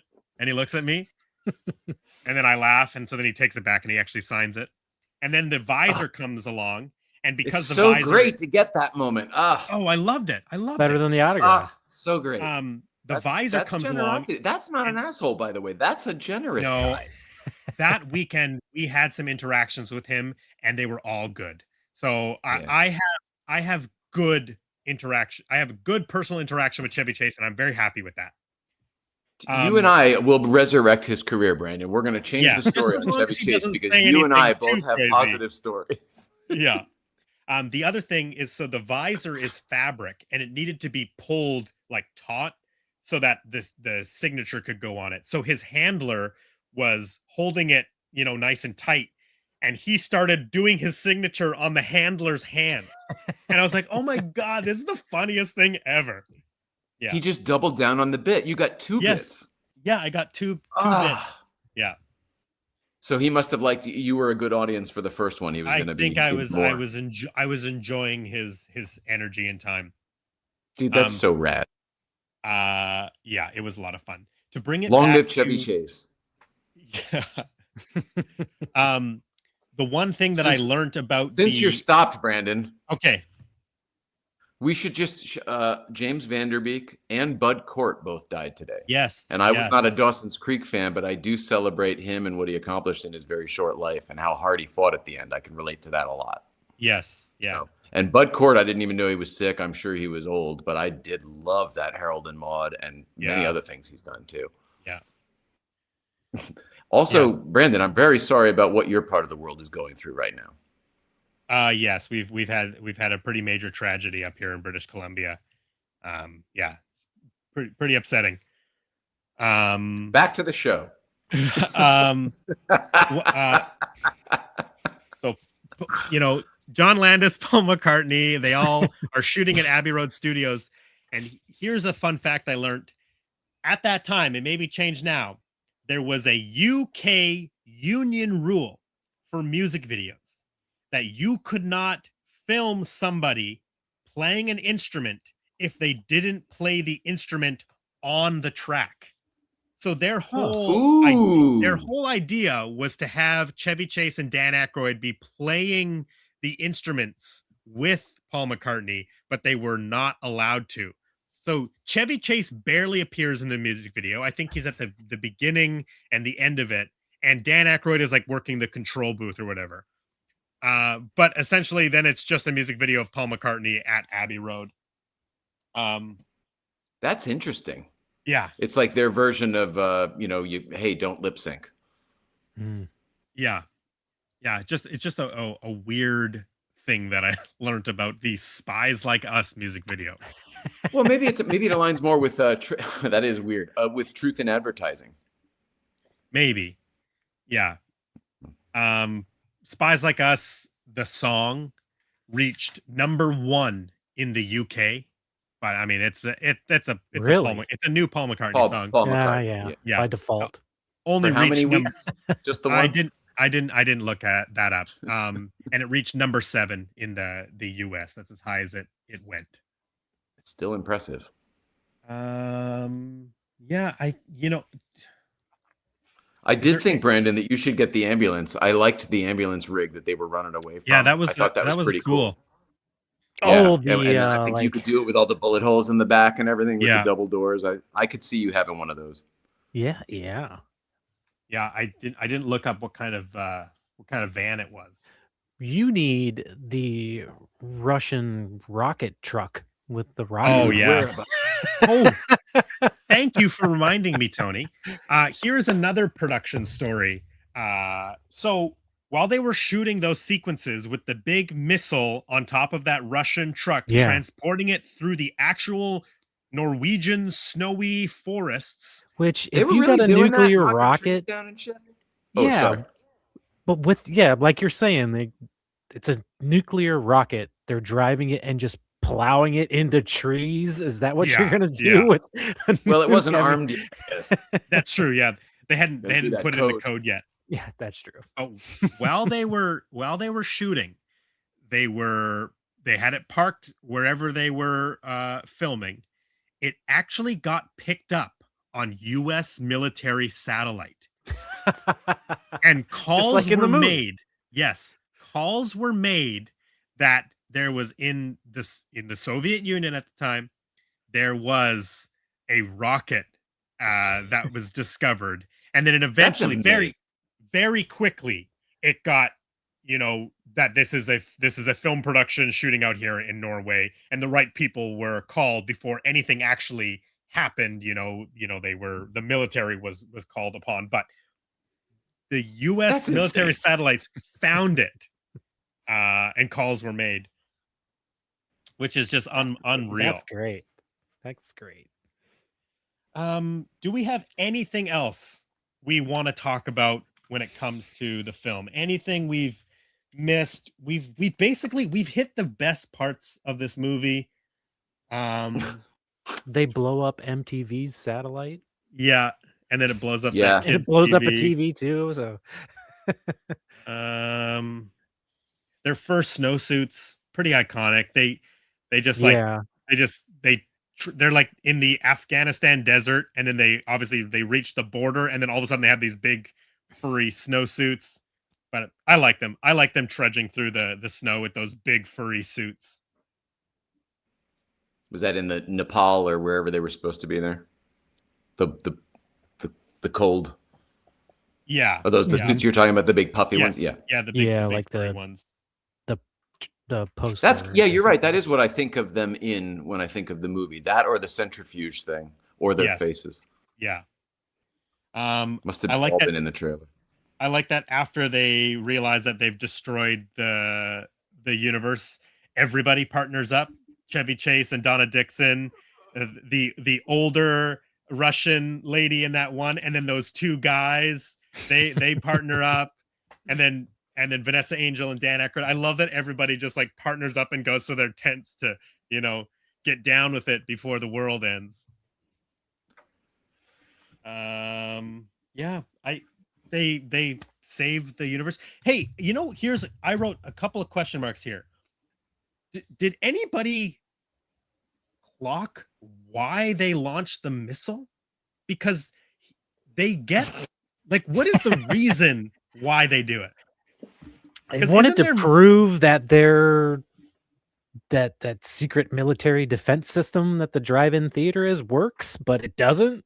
And I 'Cause- yeah, guess and- that's their and- way of doing it, is they can only test it on a real nuke. So I Yeah. don't know. It's So was really that- bad story. Was that the plan? Was the I plan to guess. I send, don't think it because makes sense.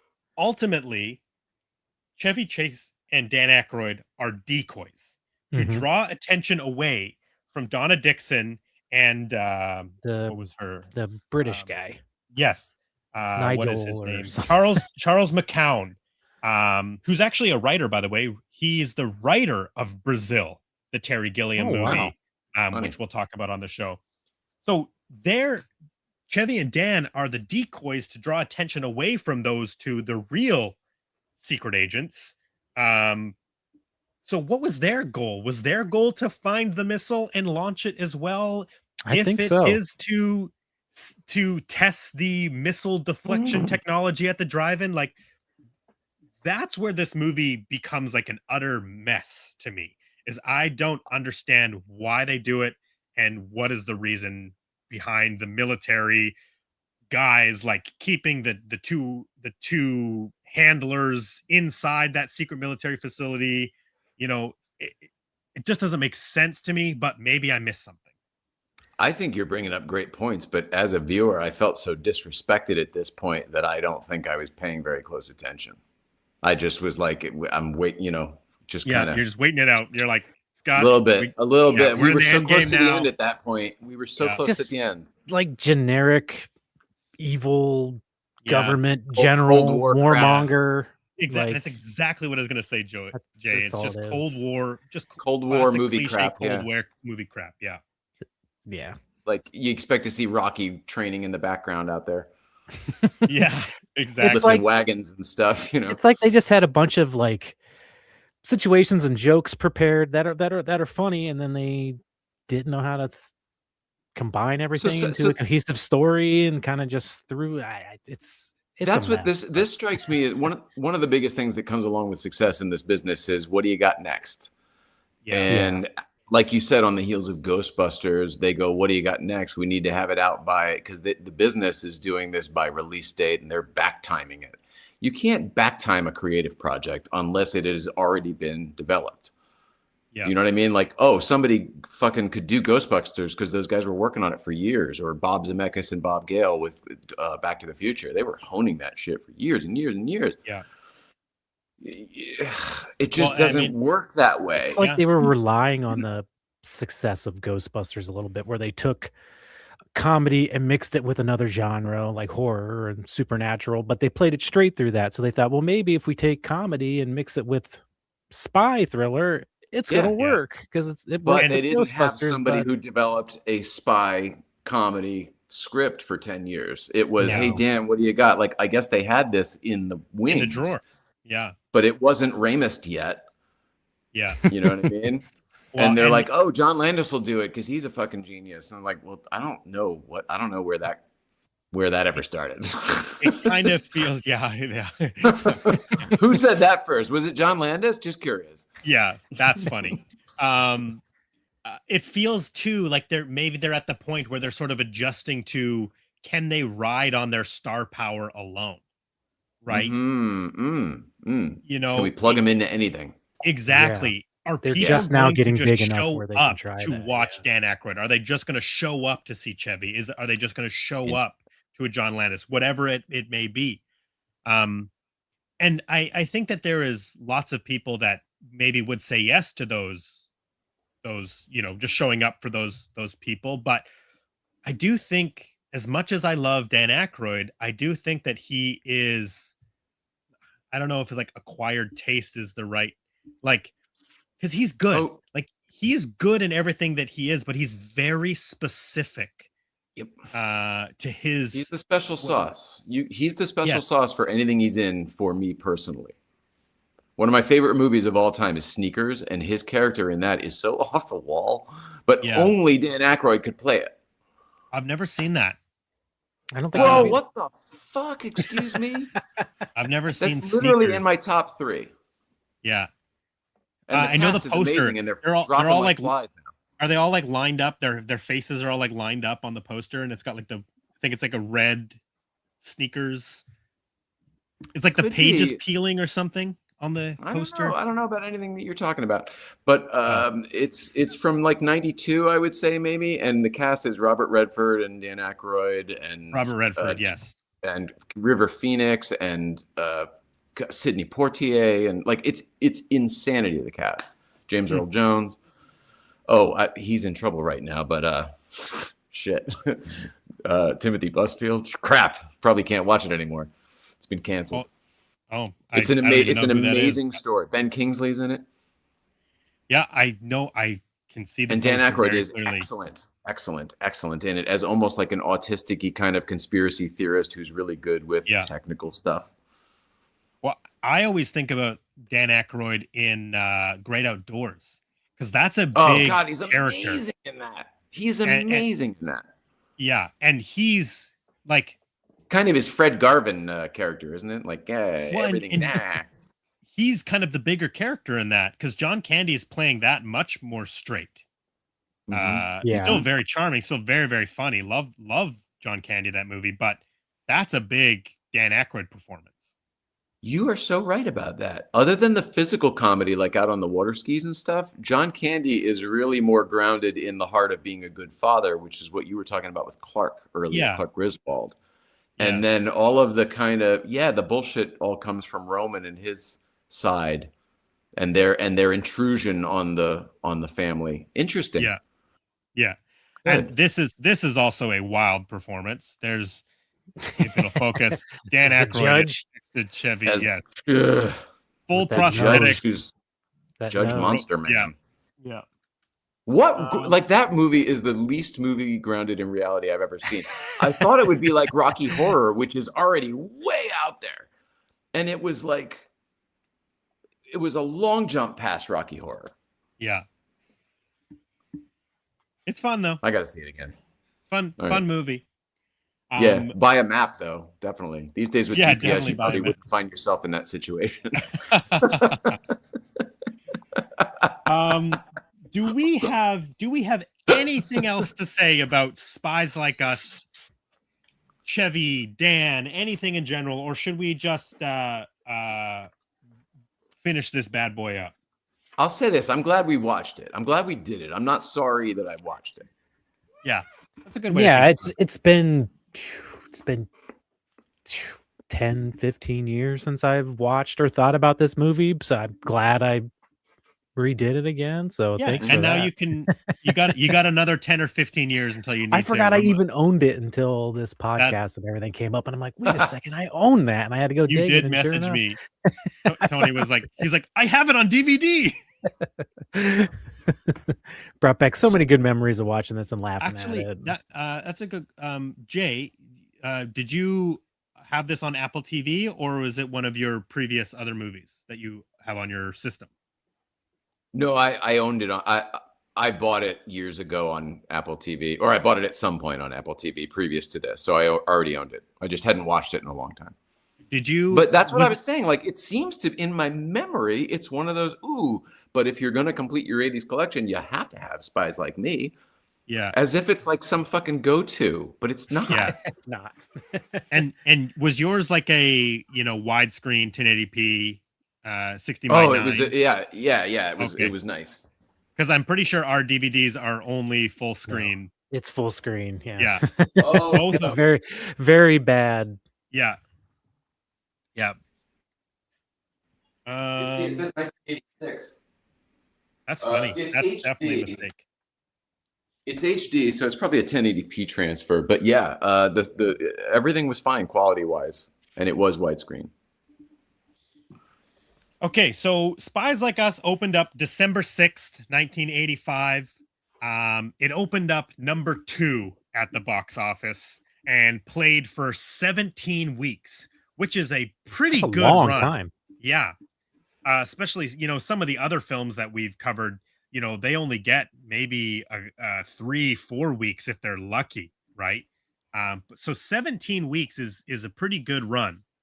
There were so many monsters this year. 85. Oh, So yeah. maybe that's the answer to the question for the 85, 86. If it came out so late in 85 and ran for so long, that maybe some of these things Oh, are yeah. cataloging Could have it as spilled over 86. into 86. When Yeah, did it come could out? Yeah, maybe. I don't know. December 6th, Yep, there you go. 1985. Yep. Well, that's like, even if you look at like box office numbers, Beverly Hills Cop is still rolling over into 1985 because it was so successful and came out a little bit later in the year, that in 1985 it's still in theaters. So some of those earlier 1985 films we're covering, Beverly Hills Cop is still competing against them at the box office in the Wild. early part of the year. Hmm. So here is the other films that are playing. So opening number 1, Rocky 4. It's been in theaters for 2 weeks. Number 2, Spies Like Us. That's new hilarious this that I week. made that joke. So they were out at the exact same time, Yeah, and I'm like, Rocky. Competing. 2 Russian snowy films. Wow. one and 2 at the box office. A film, White Knights, is number 3, has been in theaters for 3 weeks. Number 4 at the box office, Santa Claus the movie, film we covered. Jeannot. Has been in theaters for 2 weeks. New this week as well. Number 5, Young Sherlock Holmes. Very famous movie for the first fully CGI character. Oh, the of stained film. glass window thing. The Yeah. stained glass window, yes, which then ultimately led to the creation of the dinosaurs for Jurassic Park in 93. And then number 6, I had to include this because we've covered both Santa Claus the movie and number 6 at the box office has been at theaters for 3 weeks. One Magic Christmas. Oof. And then just for fun, That Back was to a the fucked up Future. movie. Yeah, Just, it sorry, was. excuse my language. Back to the Future is sitting at number 8 at 23 weeks in the theater, Wow. going on to eventually become the number 1 grossing film. Or sorry, I saw Back to the Future 7 times in the theater, and I did not go see it every week in a row. Like, so that Yeah. explains how I was able to do that. Yeah, If it was in the theater for great. a half a year. Wow. All right. Wow.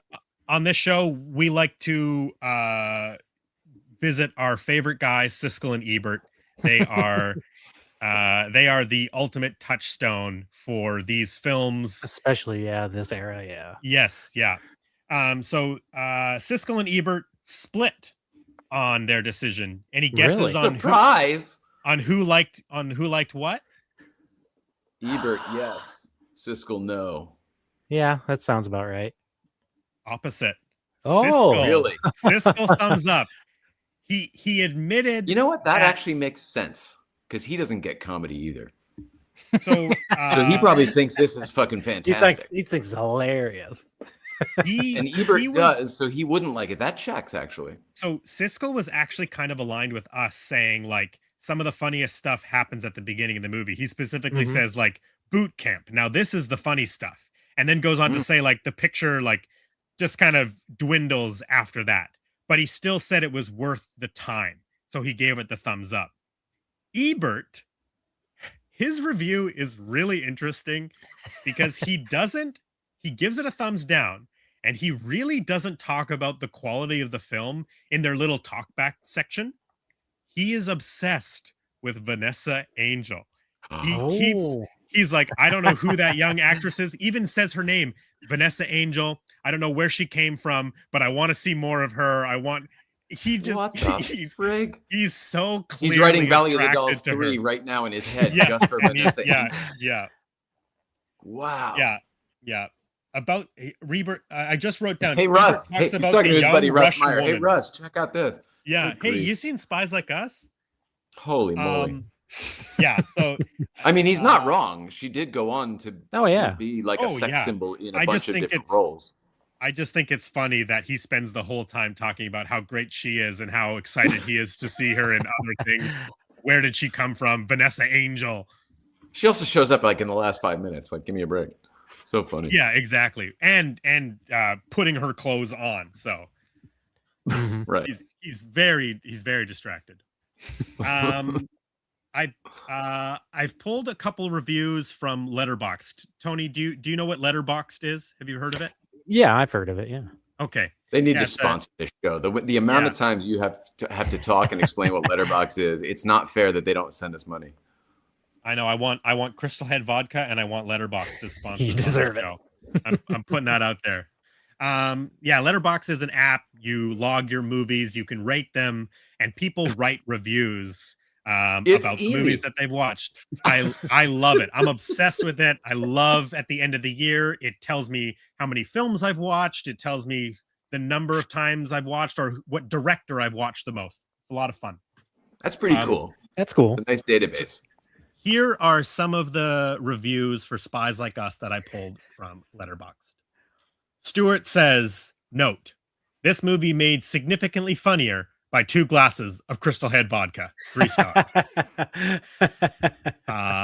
Jared says, I always love when a film casually name drops the title, even if it sounds stupid and forced. 3 stars. Jack Nicholson. What if this is as good as it gets? Like, oh my God, did you have to do that? James L. Brooks, like, you're a fucking genius too. Why is everyone doing this? Hey, something's gotta give. It's the Batman. Oh man, yeah. We gotta put together our bucket list. Yeah, you're just different Jack Nicholson movies, and you're yeah. Can't stop. Chris I'm says, in The Shining.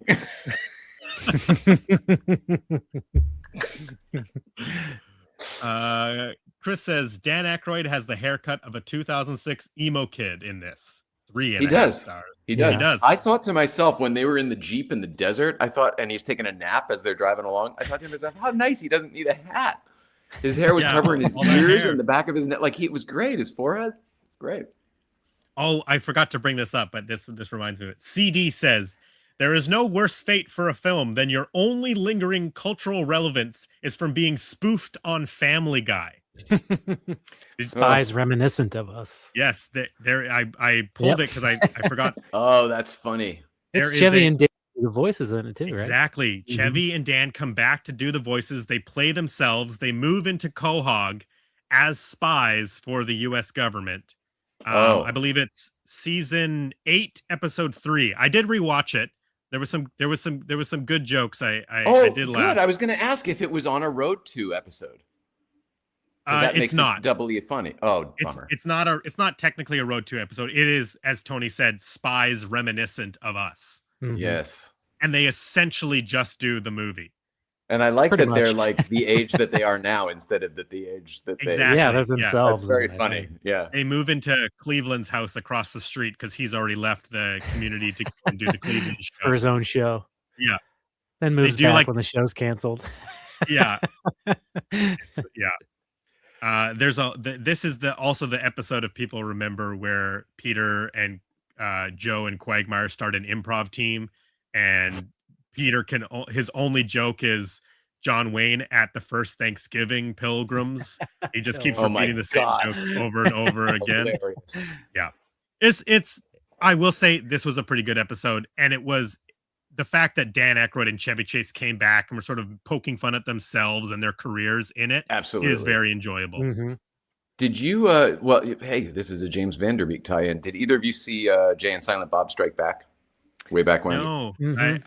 I have a love-hate relationship with Kevin Smith. I'm fixing that. I'm trying to rewatch all of his movies. I just picked up Strikes Back recently because I was like, oh man, I gotta watch this. Okay, well then, yeah, I mean, okay, well Tony will get it at least. But in Strikes Back, they crap. I don't want to give anything away, Brandon, but they go to a movie lot here in LA, a couple blocks from here. They go to Radford because for whatever reason, it's a plot point in the movie. But when they're there, they come across Matt Damon and Ben Affleck shooting Good Will Hunting 2. Yeah. Oh, I do know that. But live action. Yeah. And it's a very humorous. I can't wait for you to watch it so we can talk about it.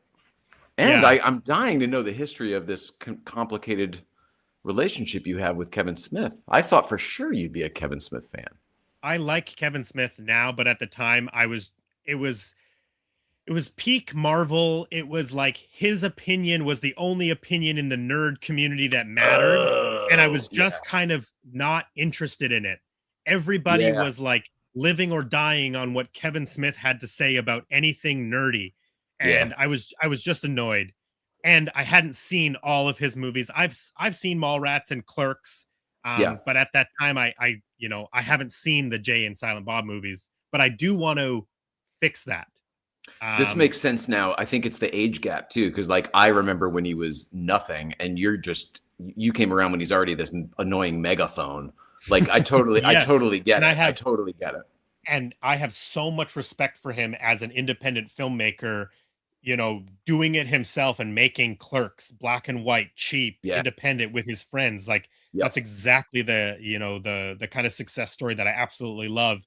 So I that's why I say like love hate, because I loved him and respected him, but I was annoyed by him being everywhere, or like I said, like the be all and end all, the of a lot of stuff I loved. He was just, it was his opinion was God for a certain amount of time.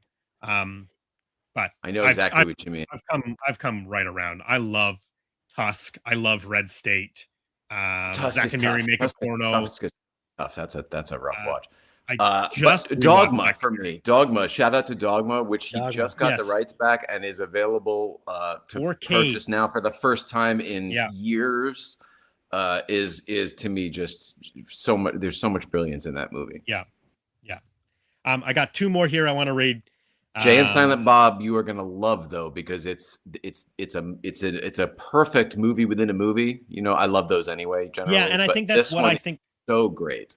Yeah, and I'm not the biggest like the Clerks sequel fan. It's fine. I haven't seen the third one. Yeah, I haven't either. Right. The real fans are like, now you're just, yeah, whole series. Okay, so the last two here. What'd you think of Red State? Just since we're doing it, I love Red State. Red State is another tough watch, but I do think it's a good movie. I agree with you. That young actor, I'm blanking as a Michael something. He's from Haywire. He's from Sky High. He was such a great actor. Hair. Yes, with the hair, exactly. Yeah. Such a great actor. I haven't really seen him in much lately, but I think he. How fucked up is Michael Parks in that? Yes. Yeah. That is an uncomfortable movie. Okay, sorry. Thanks. Oh, good. Last. I like to do this with the energy of the show. Yeah, exactly. The Spies Like Us treatment. That's it. I'm predisposed to the tone. Rito Bad says, "What if Dr. Strangelove was boring and bad? 2.5 stars." Oh shit, that's funny. And this last one here, Thomas says, "Imagine being on a set with Chevy Chase, John Landis, and Terry Gilliam all at the same time. Sounds like such a calm, safe, and totally humble environment to work in. 2.5 stars." Wow. Yeah. Bravo to that author. That is Thomas. A well thought out comment. Yeah. It's not going to be pretty, is it? Let's Let's do. Let the massacre begin. I have a prediction. But you go ahead. I'm just going to write it down and we'll see if I'm right. Oh, like you want to predict our star ratings? Yeah. Okay. Well, I'll go first. Rate the films out of 5 stars. Half stars are allowed, Tony. Okay. This is. I gave it 3 stars, and I'm kind of second guessing that now. I think I was in a good mood. I think I better double check. You have not locked in your answer. You can think about this for a moment if you want. You see your teammates shaking their heads. I'm checking my letterbox to make I gave it 3 stars. And I think I was charmed by all of the celebrity cameos. I was so excited about all of them. Damn, this conversation has completely skewed. How are you going to sleep tonight if you leave that as is? If you leave that as is, I gave it a heart. I gave it 3 stars and a heart. I was in a really good mood. I get the heart. I'll even say there's heart there because Dan Aykroyd wrote it, right? Like there's good freaking stuff here, and everyone involved is good in some way.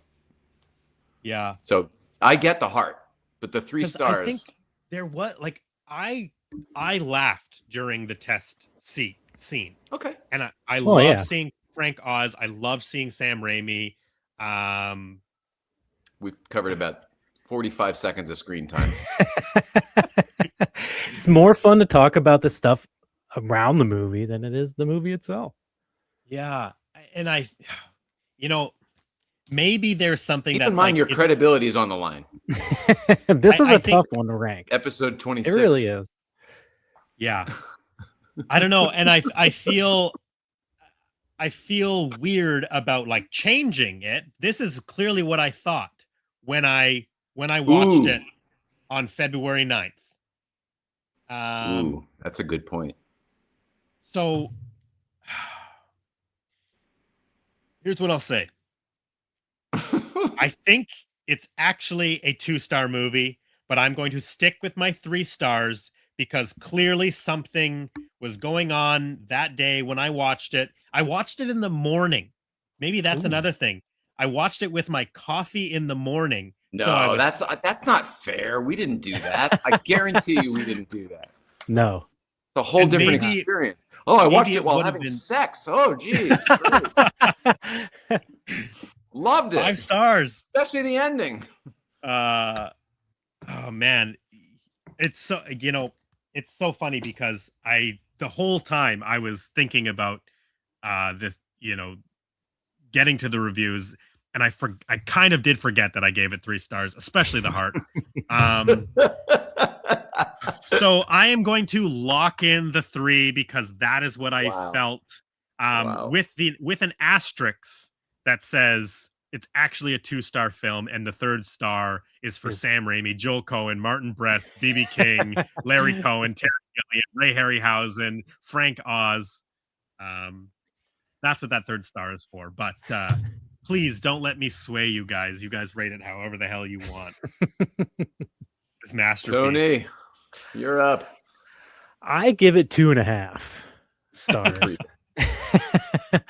Just because it's the 2 stars, Chevy and Dan, and then the half for everything else. That's I think the miniature work and some of the special effects give it that half a star because they're pretty impressive for the time and totally considering the film that they're in. Did those reflector panels when the deflector shields they drop, they reminded me of those like 90s like hologram stickers that you get like out of those sticker vending machines. You put the coin in and it it's has what's like all on the shapes. Hoverboard. It's whatever is on the hoverboard. That reflective material. Yeah.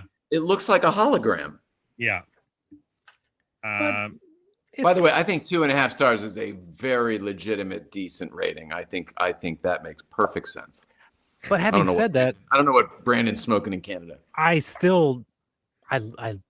wouldn't say love this movie, but I really enjoy it There's an odd charm for what it is. Yeah, the charm and some of the jokes and all the stuff surrounding it, the cameos and all that. It's fun, especially because not very many people talk about it or know about it, and to actually discuss this movie of all movies is great. Yeah.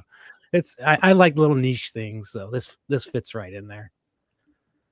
I'm kind of like the opposite of Brandon. Brandon sort of got pulled down a little bit. I think I got buoyed a little bit by your guys' enthusiasm. I would say that I've warmed to it during the conversation, but it won't change my rating. I gave it 2 stars. Oh, I was giving it. No.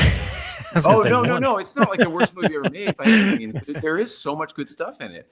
I feel like I don't feel like I've ever been more confident in a rating in any of the movies that we've done. I'm like, out of 5 stars, this is a 2-star movie. It's a fact. It's undebatable.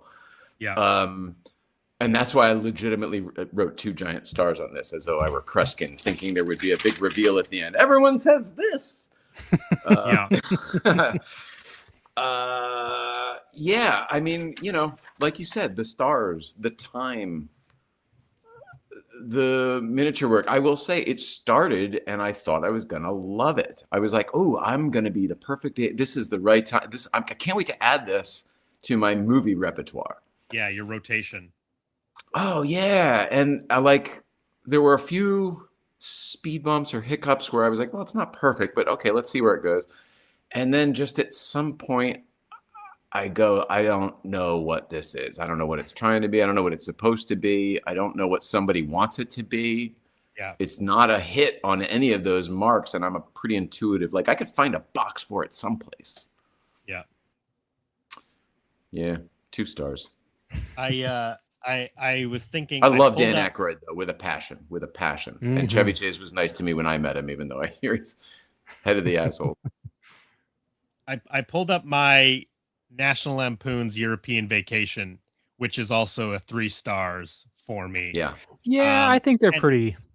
And that feels like we did the whole episode, Sean Bishop. And there is jokes in National Lampoon's or a European Vacation that I like, that are great. But I just don't think it's like the strongest movie. And maybe there's less jokes in Spies Like Us that I love, but there was some good ones. So I don't know. I am torn. Like I said, I'm going to stick with my initial 3-star rating because that's how I was feeling. That's what I was vibing out on that day. But I am very in line with you guys on your 2 and your 2.5. You know what's funny about Spies Like Us is there are a lot of other movies like this too, and I guess we've probably covered them. But like, they're perfect for a clip reel, like your opening. They're perfect for a montage of what represents the 80s in movies. Like you would see a whole bunch of movies that we know and love, and something from Spies Like Us would probably be in there. Yeah. Somehow it like makes the cut in this bizarre way. I mean, it's like just that sort of iconic... gets a pass somehow in the world. It Yeah. gets a pass, a free pass. Can't explain how or why though, because I didn't really like it. Well, Leonard Malton says Chase and Aykroyd are a perfect team. I laughed a lot. That's on the back. That's on the back of the DVD. Leonard Maltin, man, He loved it. he's getting paid for his opinion, I think, on that one. Yeah, that would be a whole conspiracy, a deep dive into. Leonard Maltin takes a dive. Yeah, We'll call it deep dive. Good for you. I mean, they're selling this like crazy. As 2 government desk jockeys who cheat their way through a civil service entry exam and incredibly become globetrotting undercover operatives, Aykroyd and Chase generate the verve and spontaneity of a Bob Hope / Bing Crosby road movie. Indeed, Hope returns up in a cameo, golf club in hand, top secret, eyes only, and laughter assured. They should be shot. They're just trying to sell it, man. Even the fulcrum for what happens is misrepresented there. They cheat on an exam and get this mission. Like, well, no, they got caught cheating on the exam. You know what I mean? Like, And they became the perfect decoys. Yeah. Yeah, exactly. None of it makes sense. It's literally the opposite. Oh, those marketers. It's a 3-star movie, my friend. Just 2 kidding. stars tops. 2 stars. 2.5. If you're our guest. If you're our guest, you get a half-star grade. By the way, if I did half stars, I might be willing to go 2.5 because of the warmth. But I just don't think it deserves it. I don't think it deserves it. It's not a good movie. I feel the exact same way. We've many times on the show we've talked about our beliefs on the star system. And I just like, is it 2? Is it 3? And I was feeling generous that morning. Optimistic. Yeah. Brandon's rounding up. Well, we can't disappoint the sponsor of our show, Crystal Head Vodka. Yes. Crack into a cold one. Get it at your local dispensary liquor stores. And Letterboxd. Diamonds. And Letterboxd. Bring it home, watch a movie, and rate it on Letterboxd. Yes. The Letterboxd Crystal Head Vodka collab should be coming soon. That's right. You and your honey, they don't have an account? Sign up here. Get 15% off your next purchase of Crystal Head Vodka. We'll point to it. It's going to be right over here, and then you can click right over here. You can click right up there or down there. So next week, we will be continuing this Chevy Chase conversation because I'm going to watch SNL. We will be talking about Fletch next week. Oh, I'm excited with for our that. guest, our friend, Robbie Retro. He'll be joining the show. Right on. I'm sure it's going to be a big show and tell. I was doing some real. Robbie has a lot of show and tell and shout outs. Robbie will be shouting out like nobody's business. Oh yeah, so many shout outs. There'll be so many shout guys. Show these off, but I pulled all the films from all the directors we were talking about. Got some Coen, some Raimi. Didn't get to them all. Oh, I pulled this because Dr. Detroit. Have either of you guys seen Dr. Detroit? I've never seen that, but I've heard of it. That's where he met his wife, right? That's exactly right, Tony. This is where Donna Dixon and Dan Aykroyd met. Yeah. That is a funny ass movie. Thanks for putting it back on my radar. I bet that's not available. I need to watch that. I mean, if I can sit through Spies Like Us, I need to go actually watch a decent Dan Aykroyd comedy. Yeah, see where they fell in love, Donna Dixon and Dan Aykroyd. Donna Dixon also plays the Dream Woman in Wayne's World. She's at Stan Oh Mikita's yeah, Donuts. Yeah. nice. Well, we did it, gentlemen. Woo! Congratulations. We're spies like us. We survived our mission. uh where can people Two-star find you, tops. Tony? 2-star movie. In my basement right now. Why? Yeah. No, I mean In Ohio. Yeah. Tony Taylor Toys on Instagram is where I do most of my posting and updates and all that good stuff. So that's where you can find me. Oh, I saw that you've been making some of the prototypes for the Yes. Toy Yeah. Anxiety YHS, the Cryptoids, their toy line that's dropping Yeah. in Yeah. March. Those have been a lot of fun to work on. It's been a Yeah, lot of that's fun to, yeah, I've been kind of getting into doing a little bit of 3D print prototyping behind the scenes stuff I can't or probably shouldn't be showing other people unless I get the okay. But thanks yeah, to doing the stuff for Craig and those guys and the Cryptoids, which check that out on Kickstarter yeah. if you want to see a really cool toy line that's going to be coming up. But it's kind of opened the door for me to be doing that kind of thing for other people too. So Oh, that's yeah, it's cool. awesome. Yeah, having a lot of fun doing that stuff too. Yeah. Yeah, follow Tony because he does some amazing work. I mean, we talked about it at length that Lady Liberty behind him is just a absolute work of art. Thank you. And yeah, you do really really fun toys and designs as well, right? They're just really cool. So check them out. This is such a clever twist on an idea, or a clever idea. I love this so much. I love that you did it for yourself, and then this other thing that everybody can have. Yeah, I just think it's great. I'm a big fan, and I think I'm going to be all over your Instagram. I'm already liking things like crazy. So thanks. forgive the stalking. That's totally fine. And I mean that's the beauty of like this 3D printing revolution that we're in, is that you're a guy who's like, man, I've always wanted this play set. Like, I guess I could make it to scale with my 6-inch action figures. How big could it really be? How big could her arm really be? 48 inches.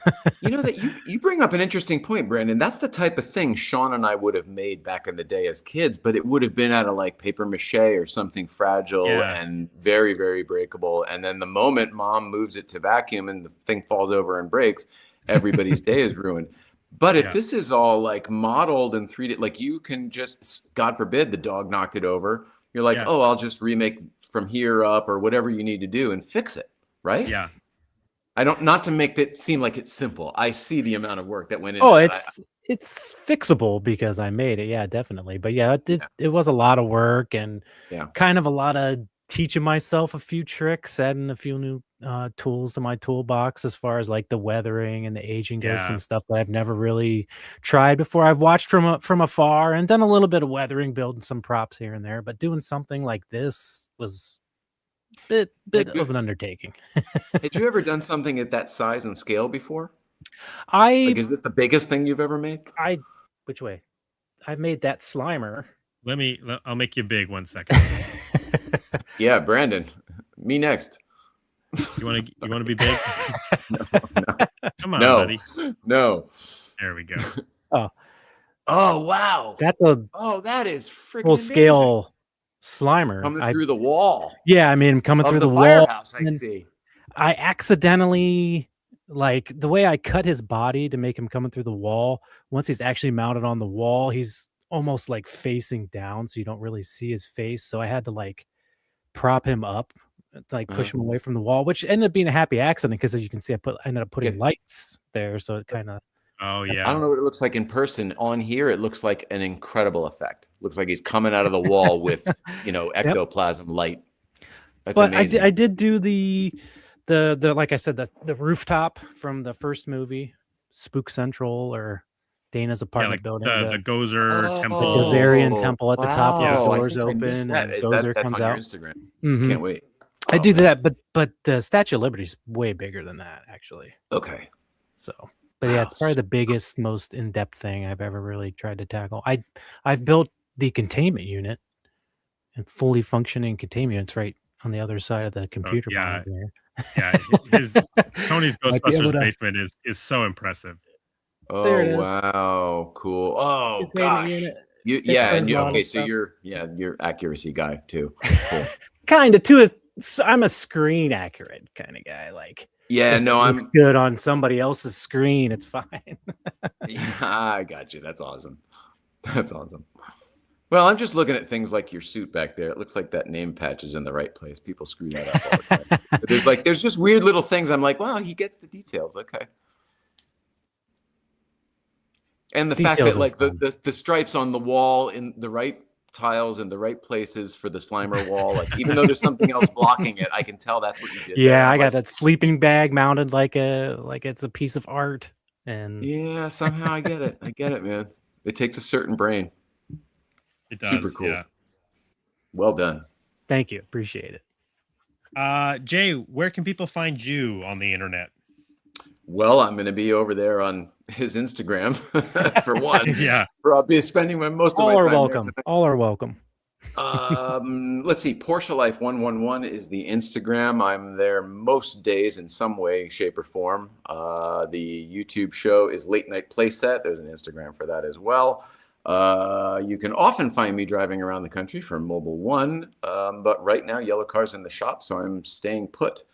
I'm Brandon. Maybe you can help me with this decision. Maybe you guys both can. I have two friends who are offering me loaner cars. And maybe you can help me choose between which one I should go get. Greg Grunberg, our guest from last week's guest. and a friend of mine for almost as long as I've lived in LA, offered me his son's Jeep Wrangler, which I thought, ooh, that'll be fun. I haven't driven a Wrangler in a long time on a regular basis. And then the other thing was out of the blue, my friend who owns the Seinfeld 911 SC that used to be in my garage after the fires in Malibu. Like, oh, well, the car's here whenever you want it for as long as you want it. And I was like, oh, okay. So it's either a Jeep or a classic 911 that's celebrity. I would go They're with both the celebrity 911. owned. Yeah, I was gonna say, Celebrity owned or seemed not. like a great guy. It's such a great offer Yeah, to, that's true. for the Jeep Wrangler, but I think you got to go with the Porsche. So this was my thinking as well until I thought about the last time it was in the garage and she told me to drive it every single week when I saw her, the owner. And I didn't. I was like, no, I'm not comfortable doing that. I drove it to my place and I drove it back to her when it was done with the fires. So my fear is that if I choose that one, I will park it and be sort of in the same position I'm in now, whereas like I don't actually drive the car. It'll just allow me to bring it back to her when I'm done. So I don't know. Maybe I'll treat it differently this time because I had Yellow Car to drive last time. Yeah, maybe it'll be different. Maybe. All right. Thank you for letting me. Those are your own demons. That was like a total automotive name drop situation. Yeah. I'm aware of it. And then Jay Leno said, no, I'm just kidding. Kidding. Jay Leno comes with the car. He sits in the passenger seat. Right. Where are we going, guys? Want my steam car? You want a steam car? So, and then I'm on, a Blockbuster here with my buddy Brandon here. And there's going to be a lot of things with this show coming up that we'll be announcing in coming weeks. So a lot of fun things planned coming up. Oh, yeah. Oh, shit, Brandon. Well, both of you might be interested in this. Tomorrow, I'm going to go to the Warner Brothers archives for a luncheon tour. Nice. Very cool. I know. I'm pretty excited. Or? Yeah, yes. I can't say too much about that on the show here, but yes. So it should be pretty fun. So next week on the show, I'll have some news to report on that, hopefully. Oh, that reminds me. I haven't finished it yet, Jay. But people should go check out yesterday's episode of Late Night Playset because you shared some really cool home movies. And when I say home movies, it's Jay driving around the Universal backlot with basically like free access to everything. Well, yeah, I worked there, so it was free access to everything. We went everywhere. But it's the year 2000, right? Yep. And you take us on a tour around the whole backlot and show us everything from that time. So that's Late Night Playset. Cool. It's a really cool timestamp for what the lot looked like when I moved here. I moved here in '99, and this would have been, well, I guess about a year after. Yeah, But the clock tower still looked like the clock tower, exactly what I was and going it to say. hadn't Your burned down. thumbnail, yes, your thumbnail still has the clock tower with the pillars on it Yeah. before they covered up the pillars like it is Yep. now if you visit Universal Studios. Yep, exactly. Yeah. But we go inside the Bates Motel, and I Yeah. completely, I remembered taking the A car footage, but I didn't remember how much of the A car was still there in 2000. Yeah, Like the almost time machine everything was Jay's still talking there. about. Sorry, the The Back to the the Future the DeLorean. hero DeLorean time The machine A hero. car is sitting on the back lot and Jay walks right up to it. Oh It's yeah, at that it's just sitting there. yeah. Yeah. And the amazing thing was how much of it was still there. I like the only thing missing, Brandon, are the green tubes at that point. At that point, really? everything else was present because the wormhole emitter was missing, but we ended up finding that in the trailer up there, which meant it was there then. Like it's incredible how intact it still was before they moved it out into the woods, and then people just started sneaking in at night and ripping pieces off of it. So sad. It's just so cool. It's so wild that like a fan like yourself, because you're working there, you just have like access to that, you know. In fact, not that it's the same thing, but one of the last days that we got to spend with our friend Adam the Woo before he passed away was we had a special Back to the Future screening on the Universal backlot, and because we had the truck and trailer, they parked us over by the Western. What's the Western town called again? Denver Street, that whole area. Yeah, but the Western town on the Universal backlot, and we got to walk all the way across to the other side of the backlot. So I'm guessing, did you park it straight in front of like the little tiny gas station, like right at the foot of the Western Street? We parked it behind the Western Street, between and the Creature from the Black Lagoon tank. Yep, got it. Right between the two. Yep. Yeah, Perfect. there's a big parking spot there. But just the excitement that I had of like, we are allowed to be here. We have our parking passes. We have our passes, our day passes to be on the lot. Yep. And getting to just walk across the lot was just like, oh my God, this is a dream come true for a huge movie nerd. Like the history that was here, and just our, just getting to walk it on our own was the coolest thing. So I couldn't imagine what it would be like to be a fan like yourself and work there and get to just have access to those things. Everything you just said. It was everything that you just said, which is why when I meet Adam the Woo, 2 decades later or whatever, and we're hanging out and talking about, and he's like, oh, it was my fantasy to go down to Sea Hill Valley, and I kept taking the tour over and over and over, and I kept not going there over and over and over. And he's like, I can't tell you how many times I went to Universal and they didn't go there. And he ended up sneaking down there one day just to eventually go see it. Exactly. And I was like, dude, if I don't even know, I can't even, I could show you every inch of that lot. I can't even explain like the access that we used to have. He told me it was like one of his biggest dreams to go, vlog, shoot, whatever he did, do a video on what is it called? Colonial Street. Oh no! Oh well, that one Street. For sure too. But no, Colonial Street with Wisteria Lane, because of his love for the Burbs. We both loved the Burbs. Have a crazy love for the Burbs. It doesn't make sense. And in my video, it was still the Burbs. Did you see that? I haven't actually been able to watch your entire video yet. Oh, okay. Sorry, no, but I'm gonna. It's a really cool time. Yeah, I want to check this out. Yeah, late night playset. It was yesterday's episode. I already Brandon, subscribed. I didn't. Oh, thanks, man. I didn't I didn't think it through, having my friend from Florida on and everything. Like, it was sort of a disjointed show. But I almost wish like we should do not a playset, just a video of like you, me, and Justin watching it back or something, almost like Mystery Science, like a commentary. Yeah, Mystery Science, and like stopping it and talking about this, and he can get all excited, and you can be like, and that's where we parked the truck, and like when we were walking back here, and you know what I mean? Yeah. Because there are so many things that were real back then. The time machine was almost entirely intact. The Lion Estate signs were still the real ones. Wow, crazy. Clock tower still real, still there. Yeah. And meaning like it hadn't burned down. Yeah. Well, and at that point, like Universal didn't really even care about Back to the Future as a franchise. Correct. The only reason they were still pumping money into it was because of the theme park up on the hill. And they had the ride ride. was still there, so they were driving traffic to that. Exactly. And then every 5 years they might do a DVD release or something. Exactly. Just because they had the property, it was theirs. Yes. Once Spielberg digitized it and was willing to get on board, remember for years and years he wouldn't do DVDs? Like for years and years and years, Spielberg's movies were not DVDs. And then he started one by one, like remastering them and doing commentary and all that crazy crap and producing them himself. And then they were top notch. Well, he refused to release E.T. on home video for like, because E.T. was 82. And I don't think the VHS came out to like, was it like 86 or 88 even or something? Like it was way after.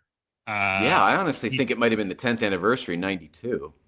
I don't think it's that late. I think it is. I think it's 86 or 88. I can't remember. I remember the Christmas I got it, and it was an old movie when I finally got the VHS. It was like, I saw that years ago. And if people don't know, I mean, again, thank you for joining us, Tony. This is the tangent portion of the show. Oh, this is good. The first release of E.T. Had green spools and a green top piece because it was green. The flap was green because they wanted to make sure that people weren't buying bootleg copies. So they made it very clear that the official release of E.T. on VHS came with these green features so that you could know if you were buying a copied tape or if you were buying a real universal release of E.T. I remember that. Yeah. So crazy. I mean, they fought the filmmakers, like, and the studios fought the home video thing for years and years and years because they wanted to control it all. Well, I think they're loving the streaming world where they could just like turn it off whenever they wanted. and I get it because at that point they made money by re-releasing a film in a theater, right? Yes. Like or touring it around the country. 1985, E.T. got released for the first time since its initial run in 82. So E.T. was back in the theater in 1985. Gremlins even had a re-release in the theater in 85, even though it had just been out the previous year, right? So at a certain point, like the transition of like, wait a second, people can own they pay one fee and they can watch these movies whenever they want over and over and over again. How are we going to get them to come back to the theater, right? So I understand the logic and the transition point of home video, right? I mean, that's why. Go ahead. When it first came out, it was a big scare, like it was going to replace the theaters. They didn't think of it as a secondary form of income in addition to which it later became for a long time until, like you said, streaming. Which well, it also did something else they didn't predict was sometimes it would resurrect titles that they thought were failures and that they had written off. And then all of a sudden, Clue is a perfect example since we've done that on this show. It was a box office failure, but once the HBO and the VHS and all that other and the multiple endings were all together, and then all of a sudden took off like crazy, became a huge profit. Yeah. It's we killed them. We did it. We wore them out. Yeah. Oh, here he is. Well, and they thought that their big idea was like, we'll make the home video $150, right? Yeah. If somebody really wants to own this movie and be able to watch it whenever they want, as many times, make it expensive. You know, and it was like new technology, but it's like, and that created the video rental world. Yes, and then through the video rental world, companies like Disney would withhold their releases for video stores for like 2 or 3 weeks. So if you wanted a movie when it came out, you had to buy it. You had to pay the $70 or whatever it was at that time for that copy, or wait the 2 or 3 weeks until the films came to video stores. Yep. I remember when the history of go to cinema the video on a stores Blockbuster that had like the little dog tag like where the VHS cassette box was there, but it was empty, and you had to get the little dog tag, and you took the tag with the number on it up to Oh, the front, sure, and sure, that's where they actually sure. had. They didn't pull the Because video that's or where do it was on the shelf in the back. Mm-hmm. Yeah. Totally. That's how you knew it Totally. was in stock, if it had the little tag hanging on the nail. Yeah. Yeah. Fun. Crazy. And Yeah. now everything's on the internet. Mm-hmm. Except Are for they fun? Cocoon. No. Yeah, I no heard you guys talking about that last week. Yeah. Disputes over music rights and all that. Yeah, that seems to be. Hasn't been fixed since last week, so I guess Ron Howard's not watching the show. Come on, we Ron. need What are you to, doing? Come well, on, first Ron. of all, Come on. yeah, Greg Ron. Grunberg should send this over to Ron Howard for sure, because they definitely know each other. But it does seem crazy to me, because the music that's good probably isn't the problem. It's probably so old that there isn't even a license on it anymore. All that old big band stuff. The music that's terrible, that fucking song we all agreed during the montage, that should go anyway. Get rid of it. Put something else in there. But like we said on the episode, I'm pretty sure it's actually the James Horner score. That's the issue. Yeah, you not said necessarily the licensed music. I forgot. It's believed to be the James Horner score, which is holding it up. But and he's dead, right? We figured that out too. I forgot. away. Watch last week's episode if you want to see the beginning. All that information there. Thank you for joining us, Tony. This was an absolute blast. Thank you. Like I said before we started the show, I don't think I've ever had an actual in-person conversation with Tony. I've only ever messaged him online. I want to give you a special thanks, because a couple of years ago we put together a special birthday celebration for a young man out here named Michael. Yeah. Yes, Michael. I I reached out to you and I said, hey man, this guy is a huge Ghostbusters fan. We're trying to put together a special celebration for him, and we're looking for some gifts, some Ghostbusters themes gifts to give him. And you sent me some really great Tony Taylor toys. You sent me your library ghost, which is a big toy, and Michael was so excited to get your toys. I remember him saying or signing to his sisters that he knew exactly what these were because he saw them on ghostbustersnews.com. So yeah, Jason's been awesome too, but I was happy to do that. That's great. And I just want to thank you while you're here on the show, because wait. Are you ghostbustersnews.com? No. Okay. I'm buddies with him. I know him. I've heard of that. Okay. No, it was just this young man, Michael, knew of Tony's toys because they had been featured on Ghostbusters News, and he was so excited to receive them, and Tony gave them to us out of the kindness of his heart. So I just want to say thank you for doing that and helping put that together. It's my pleasure. Happy to help a fan and spread the joy of Ghostbusters wherever I can. Exactly. Outstanding, dude. You're awesome. Yeah. Thanks. Thank you, Tony. Thanks for doing it. Oh, no and problem. For Thanks for having me. This has been great. This has been fun. We have a tendency to go long. Yeah. Oh, it's all right. Can you see why? For the best parts of the show. Yeah, exactly.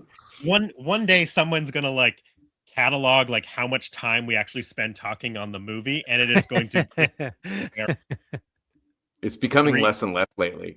We used to really dissect the shit out of it. Now it's just sort of we're getting into a groove. Yeah, exactly.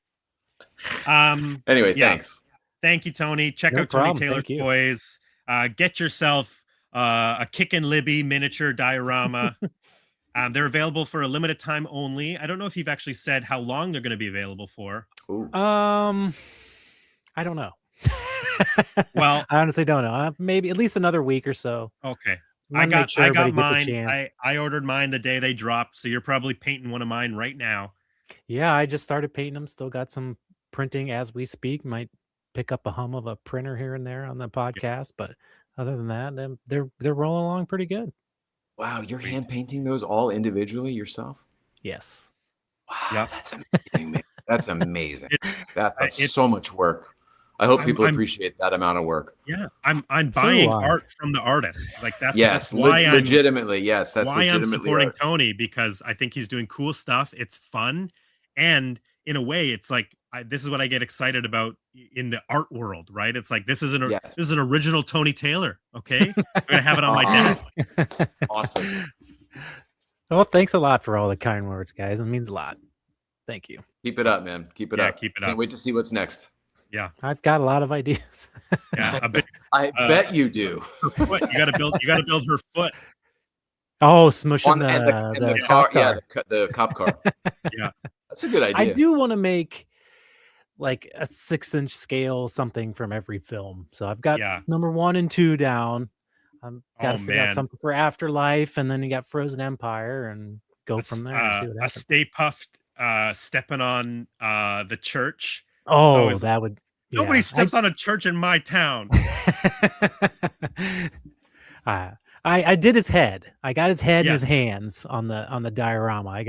I wanted to capture one specific, like maybe 4 seconds of the movie when they start crossing their streams, and it cuts back and you see the Marshmallow Man's face change. When his face changes, I love that. That's the scene I wanted to capture, that part right there. Yeah, he's still kind of on fire from when they blasted him down below. And yeah, that's one of my favorite parts, and I wanted to capture it in a playset diorama. Since I'm an adult, I guess I should call it a diorama. No way, man. These are toys. They're playsets, baby. Late night diorama doesn't have the same ring to it. Yeah, no, it doesn't. You're right. You're right. Playset, baby. Yeah, it's always a playset. Thanks for your time, man. Yeah, thank you so much. No problem. Thank you, everybody, for watching. Thank you for listening, watching the replay. We're back next week, Wednesday, 6 p.m. Pacific Standard, with our buddy Robbie Retro. We'll be talking about Retro. Chevy again. More Chevy conversation with Fletch. I'm excited to watch this one again. Yeah, me too. Me too. And obviously, another I'm going great to watch Fletch LA movie. Lives as well. Fantastic Los Angeles movie. Yeah, looking forward to it. Sweet. All right. Good night, everybody. We have to take out the tape. Oh yeah. Oh, it's rewind it. Yeah. Be kind. Rewind. Take care. Good night, everybody.